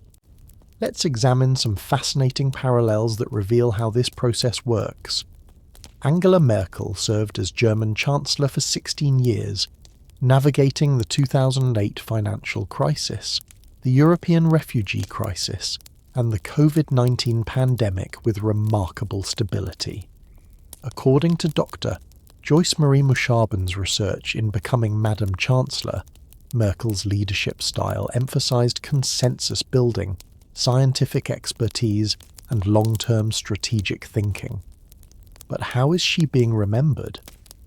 According to media analysis by the Reuters Institute, Merkel's legacy is increasingly framed around her maternal leadership style and her role as the mother of Europe, language that emphasizes nurturing over strategic brilliance.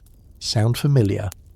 That's exactly how Eleanor of Aquitaine's diplomatic genius was gradually reframed as maternal influence by medieval chroniclers who couldn't accept that a woman might be a strategic mastermind. The pattern continues with Hillary Clinton, whose 40-year political career included roles as First Lady, Senator, Secretary of State, and presidential nominee. According to Professor Rebecca Traister's analysis in Good and Mad, Clinton's policy expertise and political achievements are increasingly overshadowed by narratives about her personal ambition and her relationship with her husband. We're watching in real time as a complex political figure gets reduced to a cautionary tale about female ambition, just like Zetian, whose administrative reforms and territorial expansion were forgotten in favour of stories about her ruthless pursuit of power. But there's hope in how some contemporary women are controlling their own narratives. According to Professor Chimamanda Ngozi Adichie's research in We Should All Be Feminists, women like Oprah Winfrey and Beyoncé have successfully created what she calls counter-narratives, stories that resist traditional categorization and force audiences to accept complexity. Oprah built a media empire while maintaining authenticity about her personal struggles. Beyoncé transformed from pop star to cultural commentator while retaining artistic credibility. Both found ways to accumulate massive influence without triggering the traditional backlash patterns that destroyed so many of our royal women. They learned something Cleopatra intuited. Controlling your story is more important than controlling your circumstances. But here's the question that should terrify and inspire us simultaneously. Which contemporary female leaders are we setting up for historical assassination? According to Dr. Susan Faludi's research in Backlash, societies experiencing rapid change often redirect anxiety onto successful women, using their stories as cautionary tales about the dangers of female ambition. Look at how Alexandria Ocasio-Cortez is being positioned in American political discourse. Her policy positions and legislative achievements are secondary to narratives about her youth, her background, or her social media presence. We're potentially watching the construction of another Marie Antoinette, a young woman whose actual political impact gets lost beneath stories about her supposed frivolity or naivete. Or consider how Greta Thunberg's environmental activism gets framed through her age and neurodiversity, rather than her strategic communication skills. The narrative focus on her personal characteristics rather than her organizational achievements follows patterns we've seen throughout history when societies want to diminish inconvenient female voices. But there's reason for optimism in how some women are learning from historical patterns.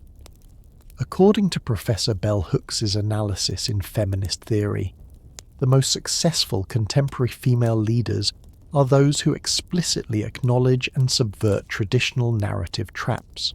Supreme Court Justice Ruth Bader Ginsburg spent decades crafting a public persona that combined legal brilliance with accessibility, making her criticism-proof through strategic vulnerability. She learned from Elizabeth Warren's playbook, "Make your supposed weaknesses into sources of strength." Michelle Obama similarly navigated the impossible balance between competence and likability by emphasizing her role as mom-in-chief, while quietly revolutionizing the position of First Lady. She found a way to accumulate influence without triggering the backlash patterns that destroyed women like Isabella of France. These women understood something our royal predecessors often missed. Sustainable female power requires making everyone around you feel safe about your success. But perhaps the most interesting case study is how we're constructing the legacy of Queen Elizabeth II. According to Professor Philip Murphy's research in Monarchy and the End of Empire, Elizabeth II's 70-year reign represents one of the most successful adaptations to changing circumstances in royal history. She maintained institutional relevance while transforming the monarchy from imperial symbol to cultural anchor. Yet how will she be remembered? Early historical assessments, according to Professor David Cannadine, focus on her personal dignity and devotion to duty, rather than her strategic intelligence in managing constitutional crises, decolonization, and social change. We're already seeing her transformed from political strategist to symbolic mother figure, the same pattern that affected virtually every successful female ruler in our series. This brings us to the most important question. What can we learn from these patterns to support contemporary female leaders? According to Dr. Catalyst's 2024 research on women in leadership, the most effective interventions focus on changing institutional cultures rather than coaching individual women to navigate hostile systems better. Think about what that means. Instead of asking women to become more like Zetian or Catherine de Medici, brilliant but isolated operators who succeeded by outmaneuvering hostile systems, we could create environments where female leadership doesn't require such devastating personal costs. But that requires us to honestly examine which stories we're choosing to preserve and why. According to Professor Roxane Gay's analysis in Bad Feminist, contemporary culture still struggles with complex female figures who resist easy categorization. We want our female leaders to be inspiring but not threatening, successful but not ambitious, strong but not intimidating. The challenge is that real leadership, regardless of gender, requires exactly the kinds of complexity that make audiences uncomfortable. So here's my final challenge for everyone who's made it through this entire journey. When you encounter powerful women in your daily life, whether they're CEOs, politicians, activists, or simply colleagues who refuse to accept limitations, pay attention to the stories you're telling about them. Are you focusing on their strategic achievements or their personal characteristics? Are you emphasizing their competence or their likability? Are you treating them as complex human beings or as symbols of whatever you hope or fear about female ambition? Because here's the truth that connects every royal woman we've studied. They weren't legends in their own time. They were just women facing impossible situations, making difficult choices, and hoping that history would judge them fairly. Whether they become inspiring examples or cautionary tales depends entirely on how we choose to remember them. And right now, in 2025, we're making those choices about the powerful women around us. We're deciding which contemporary leaders will be remembered as brilliant strategists versus manipulative schemers, which will be celebrated as pioneers versus criticized as ambitious outliers. The question isn't just which modern female leaders will be remembered in 1,000 years. It's what kind of civilization we'll reveal ourselves to be through the stories we choose to preserve. So as we conclude this journey through royal women in crisis, remember that their stories aren't finished. Every time we talk about female leadership, every time we evaluate women in power, every time we decide which examples to share with the next generation, we're continuing to write the endings to their extraordinary lives. Make sure they're endings that honor not just their survival, but their brilliance. Because if we've learned anything from these incredible women, it's that the real crisis isn't what they faced in their lifetimes. It's whether we'll have the wisdom to learn from their courage, their mistakes, and their revolutionary refusal to accept that power and femininity are incompatible. The crown they wore wasn't made of gold or jewels. It was made of the same thing that makes every woman powerful: the refusal to accept limitations that others try to place on her potential. And that crown, it's yours to wear if you're brave enough to claim it. Thank you for joining me on this incredible journey through the lives of the most extraordinary women in history. If these stories moved you, inspired you, or challenged you to think differently about power and survival, please share this video with someone who needs to hear these lessons, and let me know in the comments which of these royal women's strategies resonates most with your own life. Because their stories aren't just history, they're a roadmap for anyone who's ever felt like the odds were stacked against them. Until our next journey together, remember, you carry the wisdom of queens,